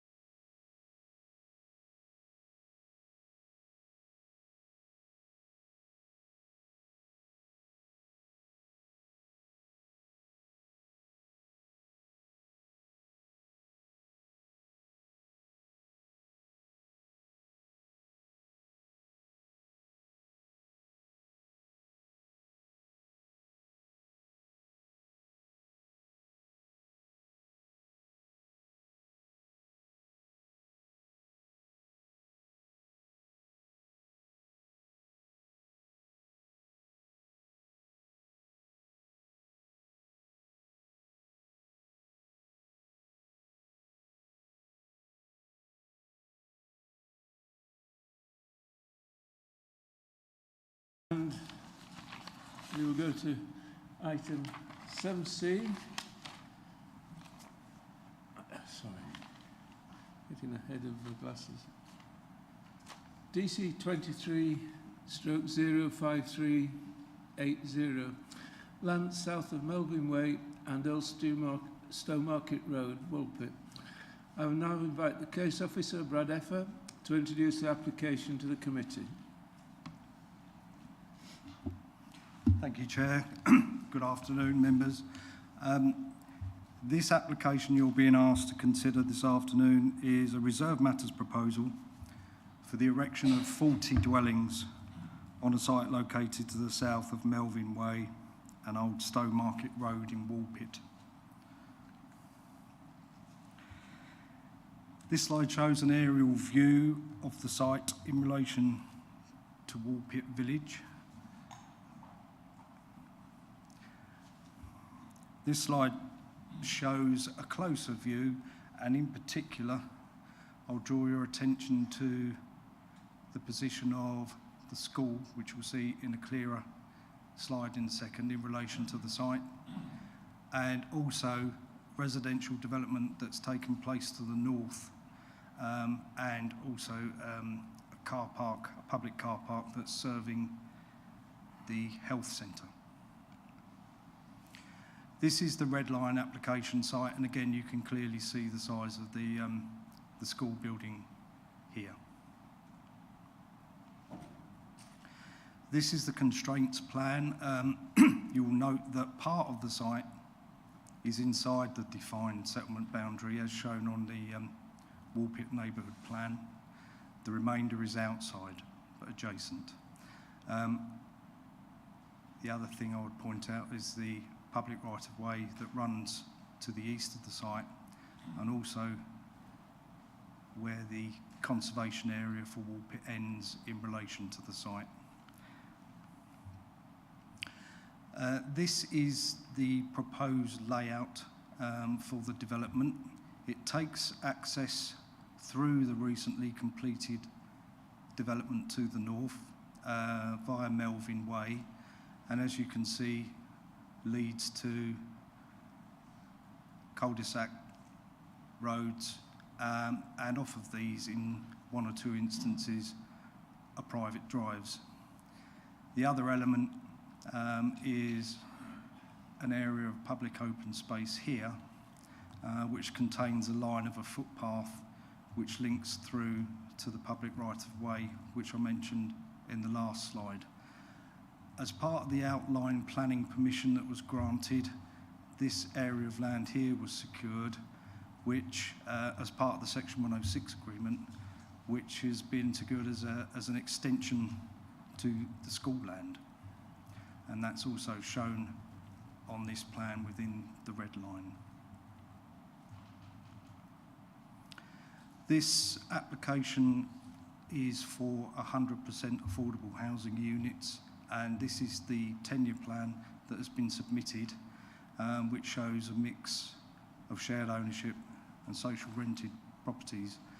And the blue dot, the light blue dot, you can see there, defines 20 of the units as being to M42 standard for building regulations, which would be in accordance with your adopted JLP policy. The other thing to note, which I should have noted on the previous application, is that, on the previous slide, is that the plans also show means of access, both vehicular and pedestrian, to the school land, should that land be taken up by the county, and also a footpath link through here to the car park serving the health centre. This is the landscape master plan. The reason I put this in is because you'll see from my photographs, which I'll show you in a minute, the site does benefit from established planting, which is seen as an opportunity as part of the site, which runs along the boundaries here, and which is being retained as part of the development proposals. In addition, you'll note that there's planting within the scheme itself, and also within gardens of properties. There's also swale details here that are required in accordance with the approved surface water drainage scheme. This plan, apologies that it doesn't show it particularly clearly, but each dwelling has got an EV charging point, either on plot or where you have remote parking spaces, for example here or here, i.e. not on plot, you have EV charging points provided for those off plot as well. The other things I should mention while we're talking about construction sustainability issues is all the dwellings incorporate PV on roofs and all incorporate air source heat pumps. The design of the dwellings, this has been discussed at length with the applicant following the initial receipt of the scheme. The reason being that whilst it's proposed to be a 100% affordable scheme, as has been mentioned earlier in this meeting, officers are keen to ensure that the development doesn't read as a poorer cousin, if that's the right phrase. It will certainly read as an enclave in its own right if it were to be built, but the design of the dwellings has been improved since the initial submission to a stage where we feel comfortable bringing it to you with a recommendation of approval on those grounds. It uses a traditional mix of materials such as brick, boarding and tiled roofs, and you can see on the roofs of the shop there that where the orientation is shown correctly on those, it's got the PV panels as well. Some examples of the dwellings. They are simple design, but in terms of their overall appearance, as I say, we feel that as a family of buildings in that particular location, they wouldn't be detrimental to the overall appearance of that area, bearing in mind you have to drive through a fairly recent residential development, recently constructed residential development, to get to them. There are bungalow proposals as part of this, which I think will be welcome. This is a photograph showing the boundary of the site in the north-western corner, where it meets the car park of the recently completed car park, the health centre, which you can see in the distance there. And then there's a sweep of photographs round. Unfortunately, I couldn't get access to the site because, as you can see, it's fenced off when I made my site visit. But you can see a sweep to give you a general idea of how the land sits. You can see the tower of the school in the background there. So it's a fairly level site. There's the trees and hedging I mentioned previously in the background. And there's the edge of the existing development, which has been built to the north. Excuse me. This is the point of vehicular access to the site off of Melvin Way, and you can see the substation in the foreground, which was approved as part of the previous development. Lastly, I have a slide which shows the access through the existing development to the car park. The reason for including that was clearly there's a mix of dwelling units in terms of height, two-storey and single-storey, and that approach is matched on this site, albeit the architecture is different. The general approach is matched. So again, that adds comfort to our recommendation that we think it is appropriate in terms of local context. I'll finish my presentation by just drawing your attention to the tabled papers. In my first comment, I've identified, or I did at that time, which was yesterday, that we'd received comments from 17 addresses. Having checked this morning, that's gone up to 20. So just so you're aware, we have received some further comments of objection. And the other point I've included there is, as advised in my report, there are a number of conditions that have been attached to the outline planning application or outline planning permission, and the titles of those conditions are listed. I haven't put the whole text in because obviously that'll be a lot more pages, but you'll get a general idea of the sorts of things that are covered by condition already, and the conditions that have been recommended in the report would be in addition to those. They're not seeking to repeat those because we shouldn't be doing that anyway.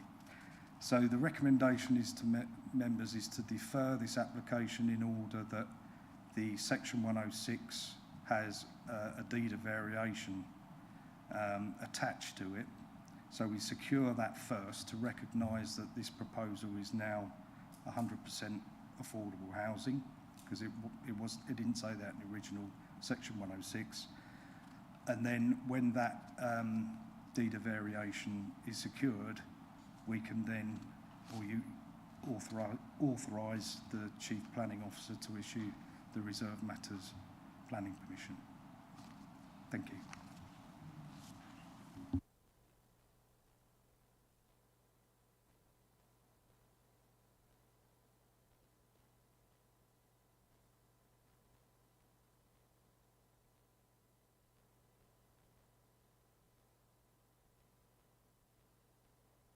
Have any questions for the case officer?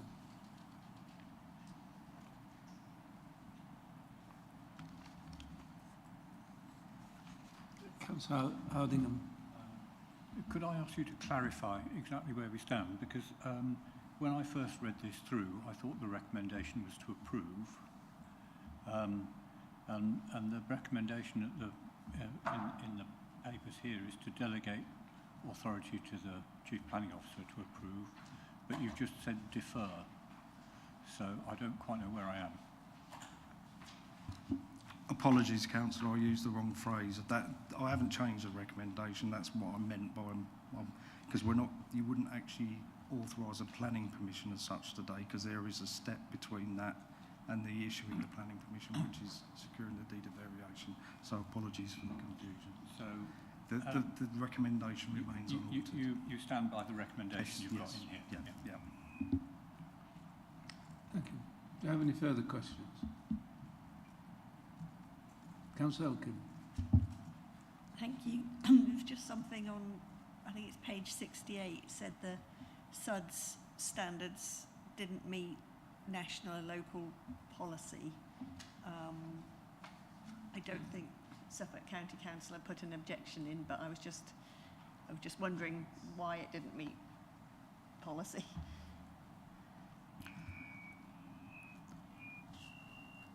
Thank you. The situation is that the planning permission outline was granted subject to a flood risk assessment and drainage strategy, which included a mixture of swales and underground drainage facilities for surface water.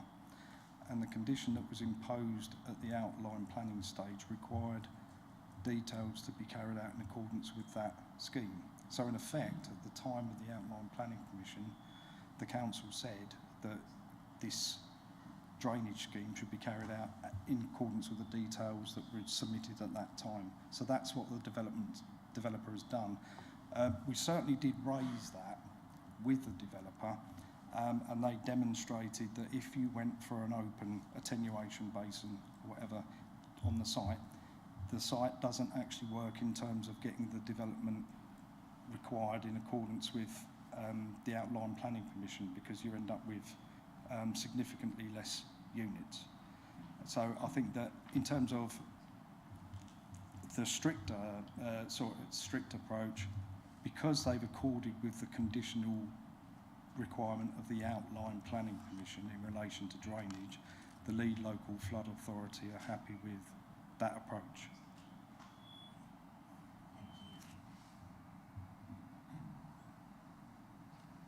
Are there any further questions? Councillor Ellingham. Well, just to follow up on that one, what I've read seems to suggest that that the soil isn't suitable for infiltration, so there's not going to be a crated infiltration tank, but water being discharged from swales will be discharged to the surface water sewer. Is that correct?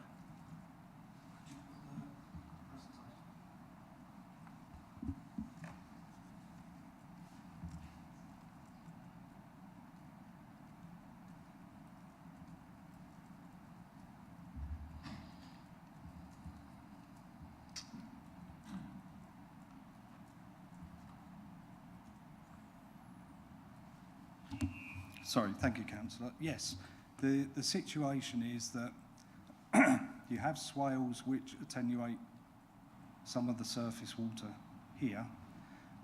You also have, on the non-adopted parts of the road, i.e. the private drive areas here, would be permeable surfacing. The way that the surface water drainage works is that it would be directed down this way, in effect following the line of the road, and then actually split so that the drainage either goes into a connection point here, surface water drainage connection point, and then goes through to phase 1, and then from there goes to the attenuation basin at the top of phase 1. So it's a link through to that existing system. The other part, the drainage would go through here, but the amount of water that's coming through on that stage can be infiltrated to a reasonable extent. But you're quite right, at the time they did the investigations at outline stage, the overall site, and indeed phase 1, parts of that, there wasn't sufficient infiltration ability in order to provide the usual subsystem.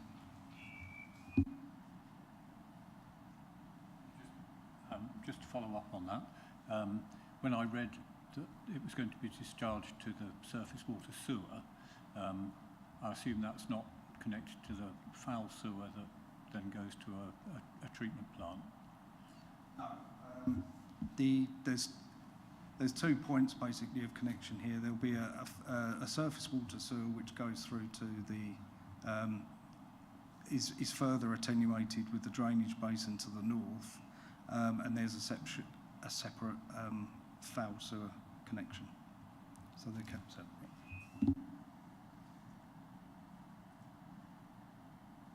Councillor Elkin. Thank you. I just, is the area of land for the possible school, is that outside of this application? I was just going to ask if there was any plan for managing it while it was waiting to see whether that school comes forward or not, but it may be outside the red line for this. I couldn't quite see. The site is included within the reserved matters. The agreement allows an option of 10 years from the occupation, I think it is, of the 25th unit in order to see whether the county want to take it on. But in the meantime, the agreement requires that land is managed because it's within the overall red line. So it just wouldn't be left. There would have to be a management agreement for that piece of land as well.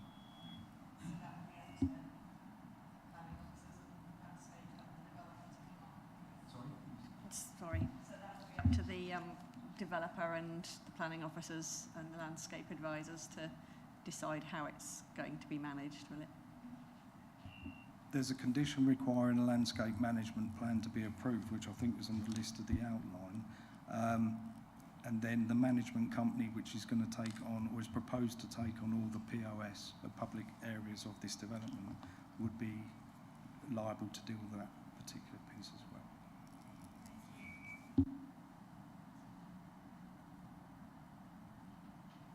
Any further questions? I have one. Just a point of clarification, really. Because of the change to 100% affordable housing, we need to add a condition requiring provision of Part M42, which is the adaptability.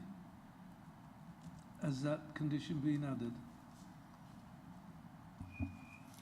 The scheme shows 50%, M42, Chair. And there's a condition recommended, I think, in the list that we secure that, just to make that absolutely certain. I see. So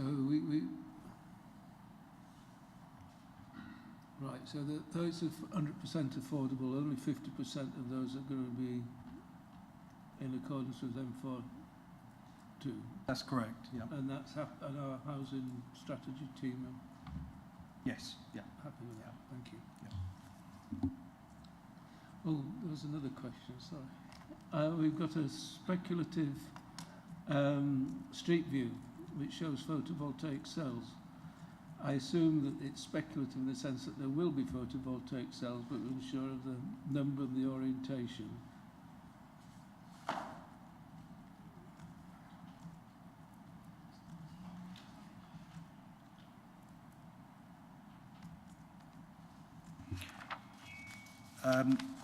Certainly, having checked, all of the roofs are shown as having photovoltaic cells, and condition 19 of the outline requires the development to be carried out in accordance with the details submitted at that time in relation to photovoltaics. So I think we've got the control we need to actually secure they will definitely be going on there. Thank you. I think it was after the artist's impressions mentioned in the previous application. Yes. Any further questions? We have the applicant present, Mr. Mann. Would you like to address the committee? Thank you. Hello again. I'm Sim Mann from Minster Property Group, and I'm also the applicant for this scheme. We work alongside Orbit Group Limited, who are here with me today. Orbit will be delivering, owning, managing the scheme, and are one of your delivery partners for affordable housing. As with our proposals in Claydon, we are also seeking to deliver this RM permission in Woolpit as 100% affordable, with a healthy mix of affordable home ownership and social rented homes, creating a vibrant community that will integrate positively with the village. This application has been running since November last year, and in that time we have worked alongside your officers to resolve both technical and design queries that have arisen. Our collaborative approach has allowed us to discuss matters such as soft landscaping in fine detail to ensure that the proposals are acceptable. I'm very pleased that we have been able to reach a position with your officers of recommending approval for the application. During the course of the application, we've met with the Parish Council several times to keep them updated on the progress of the scheme and to try and incorporate their views as far as possible. We were very mindful of the concerns raised about the relationship with the neighbouring dwellings on Heath Road, and we've taken care to ensure that the amenity of these dwellings will be protected. The section plan we have provided shows that following careful design, there will be a minimal impact as a result of the mitigation measures we have applied between these dwellings. It also became clear at an early stage that the Parish Council wanted to see the use of air source heat pumps, which at the time was challenging for us due to capacity issues. However, given the importance of the issues to the Parish Council, we've persevered to find a solution, and I'm very pleased to confirm that the whole scheme is specified to exceed building regulations Part L requirements by using air source heat pumps and underfloor heating strategy. The committee report shows that the scheme is acceptable in respect of all technical matters, and in particular flood risk and drainage. We investigated concerns about the drainage on the adjoining development sites and confirmed that these were associated with site-specific management issues rather than drainage capacity of the wider site. In engineering terms, our scheme has been carefully designed to ensure that it meets the requirements of the outline planning permission and will properly manage the site's surface water in the long term. After a long planning process, we are now confident that this scheme demonstrates an excellent standard of design and sustainability. It will create an attractive neighbourhood and a great place to live and a positive addition to the village. Most importantly, the whole scheme will comprise of much needed affordable homes. This means it is especially important to prevent any further planning delay because families in need should not have to wait longer than necessary for a decent home. With that in mind, if this application is approved today, Orbit Group Limited will be on site in summer 2025. I hope you will be able to support our application today. Thank you. Questions of the applicant?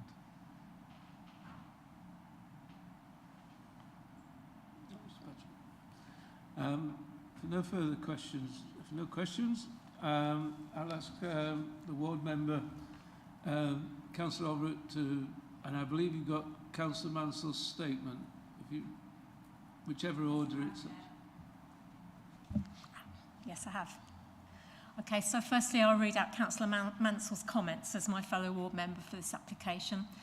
I do agree with Councillor Mansell's comments, and after reading them, I'll make just a few points myself.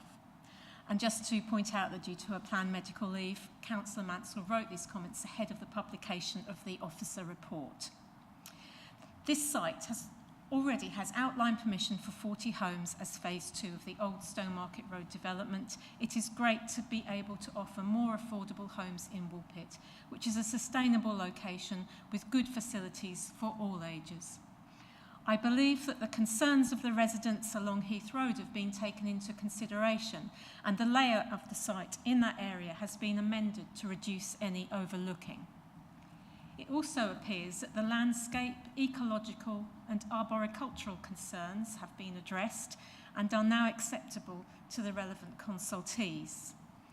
There have been resident concerns about the massing of affordable housing within this development, but it appears that there will be a mix of tenure distributed throughout. It's assumed that the shared ownership homes will end up in private ownership over time. I hope that the concerns of the Disability Forum have been addressed. In principle, I support this application, but would just like to explain my concerns. The land set aside for expansion of Woolpit Primary School. As it now appears that Suffolk County Council are not intending to take up the option to expand the existing Woolpit Primary School, as they intend to go ahead with a new larger primary school on the Hopkins Homes development instead, much to my disappointment. So there is now uncertainty about the future of this plot of land, and I'm not sure that this can be addressed as part of this application. It falls outside of the red line area. It would be reassuring to residents if there was some indication of what to expect here. It may be acceptable to put 40 homes here, but if more homes are to be built on this plot, this may cause more problems. Secondly, footpath links. When the first phase of the old Stowmarket Road development was designed, along with the now infamous Mid Suffolk car park at the back of Woolpit Health Centre, it was assumed that there would be access through to the back of Woolpit School. As the school extension seems dead in the water, I hope there could still be footpath access through to the back of the school. This would mean that there would be a safe route to school without having to go near the busy and narrow Heath Road. I'd like to be assured that the pedestrian access through to the public footpath between the back of the business park on Old Stowmarket Road and Heath Road on the eastern end of this development site can be guaranteed to be public access in perpetuity. It is vital to improve pedestrian connectivity. If possible, if this could be upgraded to allow cycle access to connect to the existing cycle path along Heath Road, that would be fantastic. As there have been some flooding and drainage issues in the existing David Wilson Homes development, we need to be absolutely sure that this development is not going to exacerbate any existing drainage issues. So that's the end of Councillor Mansell's comments, and I'd just like to add the following. Firstly, it would be helpful to have confirmation that the concerns of the Mid Suffolk Disability Forum have been addressed. I wasn't totally sure on that. Secondly, I very strongly agree pedestrian connectivity with the existing school is essential. Heath Road is very busy with narrow pathways, many sections of which have been damaged by HGVs, in particular driving through the village, and there have been some pedestrian falls in that area already, as I understand it. Thirdly, the drainage and flooding issues on the nearby David Wilson home developments have become increasingly evident since last winter, and also on the MSDC car park. I've been given to understand that the plot under consideration is built on clay, as is the David Wilson development. So given this pattern of ongoing problems, it's essential to ensure that drainage and flood prevention work ensures similar problems don't impinge on the Orbit site, and equally that runoff from this application doesn't worsen the existing issues in the surrounding area. And lastly, in my written comments of 24th of May, I mentioned the footpath connecting this development to the MSD car park to the rear of the health centre. On the paperwork, it's described as the health centre car park, but it is in fact MSDC owned and managed. And this car park includes a small section of footpath which falls just short by a metre or two to the temporary boundary fence of the Orbit development. And that you could see that on slide 15, which we looked at earlier. You can see this as a pathway gap on the amended highway layout drawing of 8th of October. And then it's shown as a connected path on all versions of the landscape master plan, but I don't think it's clarified anywhere as to who will be responsible for ensuring it is connected. And I'd welcome assurance that the developers will undertake to fully connect this small path to the cul-de-sac that ends at plots 28 and 29. Thank you very much. Thank you, Councillor. Do we have any questions for Councillor Everett? Councillor Penny.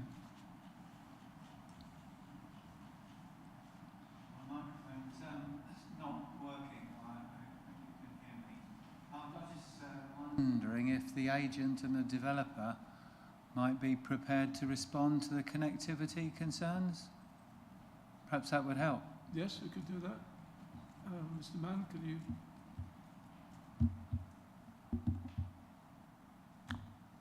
Can everyone hear me okay? So with regards to the connectivity concerns to the car park to the north of the scheme, the Orbit will be putting a footpath to their legal boundary, and that's all that has been discussed at present, because it's outside of our ownership. But if there's any conversations had, I think we'll be open to that, because obviously we could only demonstrate that we could build in land that we own. So that's what our proposal shows at this moment in time. With regards to the access to the school, so at the moment our site shows that there's footpaths that are leading to the proposed school extension, which we've now been told that might not take place. We're happy to have a conversation with the school to maintain that there will be a footpath that runs through that open space. With regards to that open space, the idea of that was to be fenced off and maintained by Orbit, just to protect that area, but we could allow for a footpath to be built and constructed through that to the school, as long as the school are happy with that as well. That answers the question, Councillor Everett. Yeah. Councillor Penny? Yeah, that's Councillor Everett was nodding as well. I agree. Do I have any further questions? Councillor Everett. Just to point out, I do think that will mean a 2-metre gap, so that will need to be resolved. Thank you. Thank you. Oh, do I have any further questions from the members? I just got one question. Councillor Mansell, in absence, mentioned this plot of land which has been an option under section 106, which Councillor Elkins also mentioned with regards to management. I'm not quite, has ownership actually been transferred under section 106? Or is it still? Yes, that's in Orbit's ownership, and I think that section 106 states that the school or the council had the obligation to buy that land back if they were to, within that 10-year period, if they wanted to use that for a school extension site. So, Mr. Effer, is that, so the ownership is within the council? As far as I'm aware, Chair, the Section 106 agreement that was secured at the time of the outline showed, was agreed between the developer at that time and Suffolk County Council and Mid Suffolk. So I think that unless and we can check, but unless I'm advised differently at this point in time, I assume that the land is with the owner who made the application and made the outline application. So I'm not aware if there's been a transfer of land that's been done outside the planning process. I'm not aware of a change of ownership. So if the school doesn't take up the option, then there's no one else could take up that option. Like, for instance, the parish council couldn't come forward and lay claim to it as a green space in that. I think under the terms of the Outline Planning Commission, how that land would be used in the future is defined by the agreement as a possible extension to the school. If it's not taken up in the timescale, then the obligation falls away, and then it becomes a piece of land. If there was proposed development on that land that requires planning permission, then that would be a subject of a separate application. Thank you for that. Thank you. Do we have any further questions? I will now open the item up for debate. If there is a proposal, I'll ask for a seconder immediately. Do we have anyone who would like to start off a debate? Councillor Hardingham. Well, as I understand it, the whole of that site lies within the settlement boundary, including the whole area which is earmarked as potential for the school. Well, you've got no, not within the settlement boundary, but sorry, within the development boundary. So there would be the question of what might happen to the rest of that land if it weren't developed now. But we would perhaps have the option to put some restriction on what might happen to that land in the future if it was generally felt that it would be beneficial for the community to restrict what might happen with the remainder of the land if it wasn't taken up for a school, rather than leaving it as potential extra development. So I don't know what people feel about that. I don't know whether if the whole of that development site were built upon, whether that would leave the existing school landlocked. And there's a presumption against leaving schools landlocked in the local plan. So there's a bit of uncertainty there in my mind that would be helpful to resolve. Yes, I think the intention of the outline application in including that piece of land, because forgive me, I didn't deal with the outline planning application, but I think the intention was to secure the land should it be required for an expansion to the school for a period of 10 years from the occupation of the 25th unit. I think that enables control for that period of time, frankly. If that option isn't taken up, and from what Ward Council said, it may not be taken up, in any event, I think that the future of that land will be considered at the time it's clear that it's not taken up, because I think that in 5-6 years' time the situation may arise again, but I'm not sure I can say much more that's going to give you comfort, Councillor.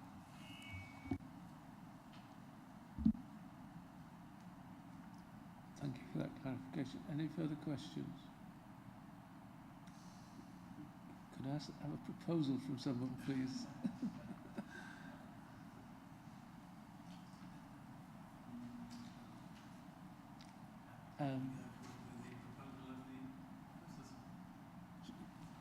Thank you, Councillor Lynn, that you're proposing we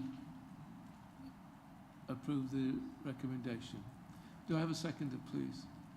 Councillor Penning. Yeah, I'm quite happy to second that.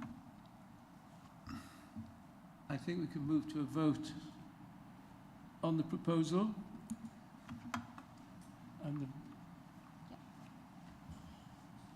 Thank you, Chair. Members, that vote is now in progress.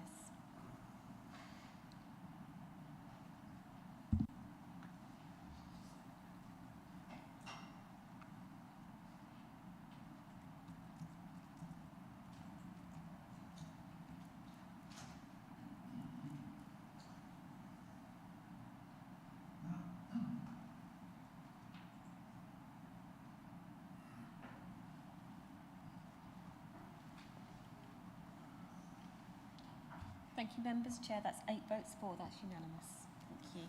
thank you very much. I will now move to our final item. If the officers would like to, just a few minutes just to rearrange themselves.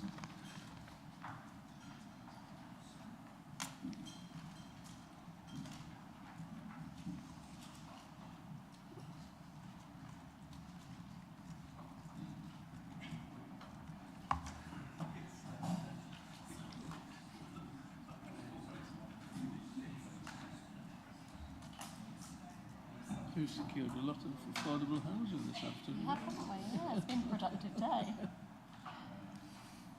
I've lost track of how many. That's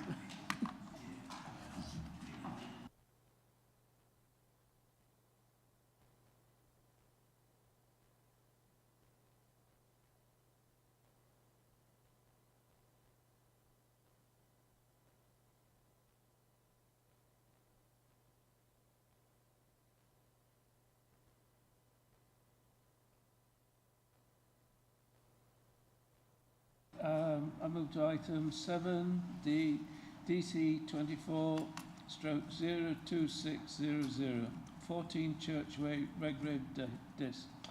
I will now invite the case officer, Nikita Godrich, to introduce the application to the committee. Thank you, Chair, and good afternoon, members. This is application DC 24/02600 at 14 Churchway in Redgrave for the construction of a drop curb. The reason this application has been brought to committee is because the land is council owned.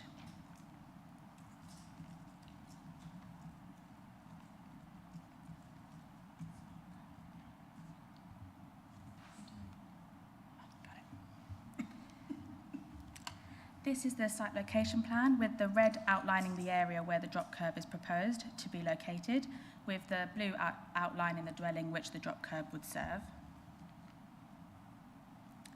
This is the aerial map showing the context of the site with an activity centre to the south and other residential dwellings on both the east and west of the site.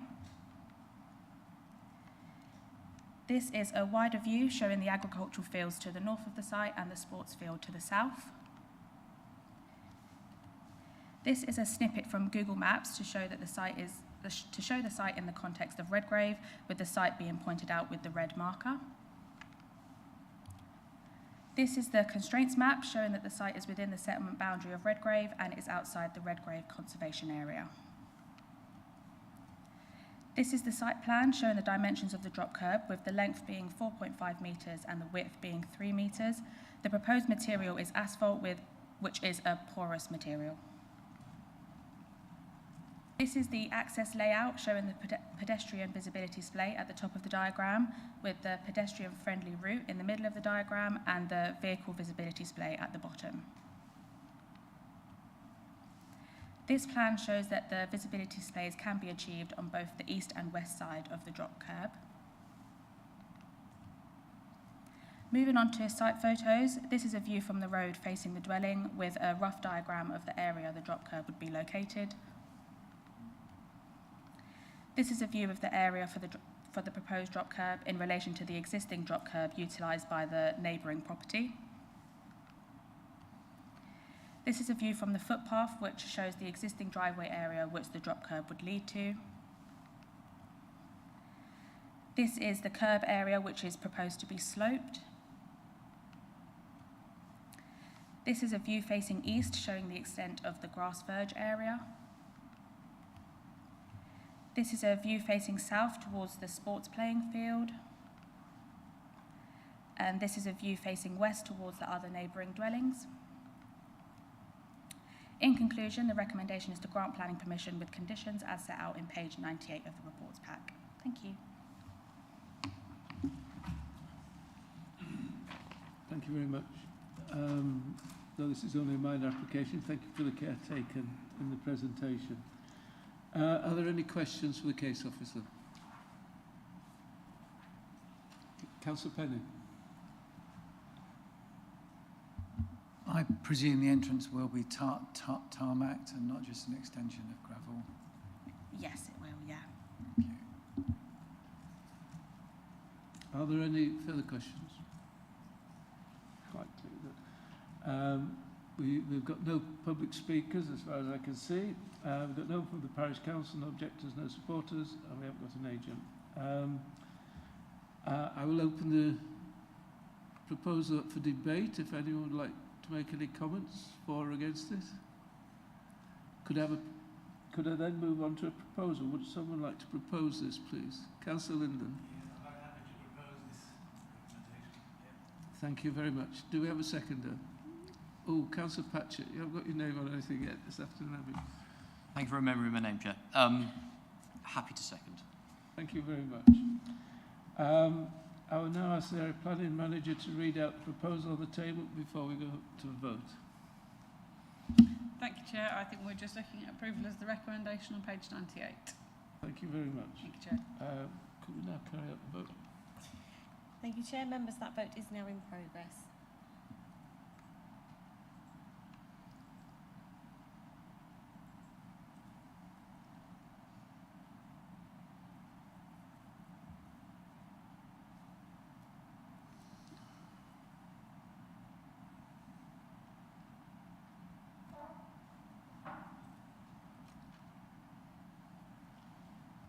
Thank you, members. Chair, that's 8 votes for. That's unanimous. Thank you. Thank you very much, everyone.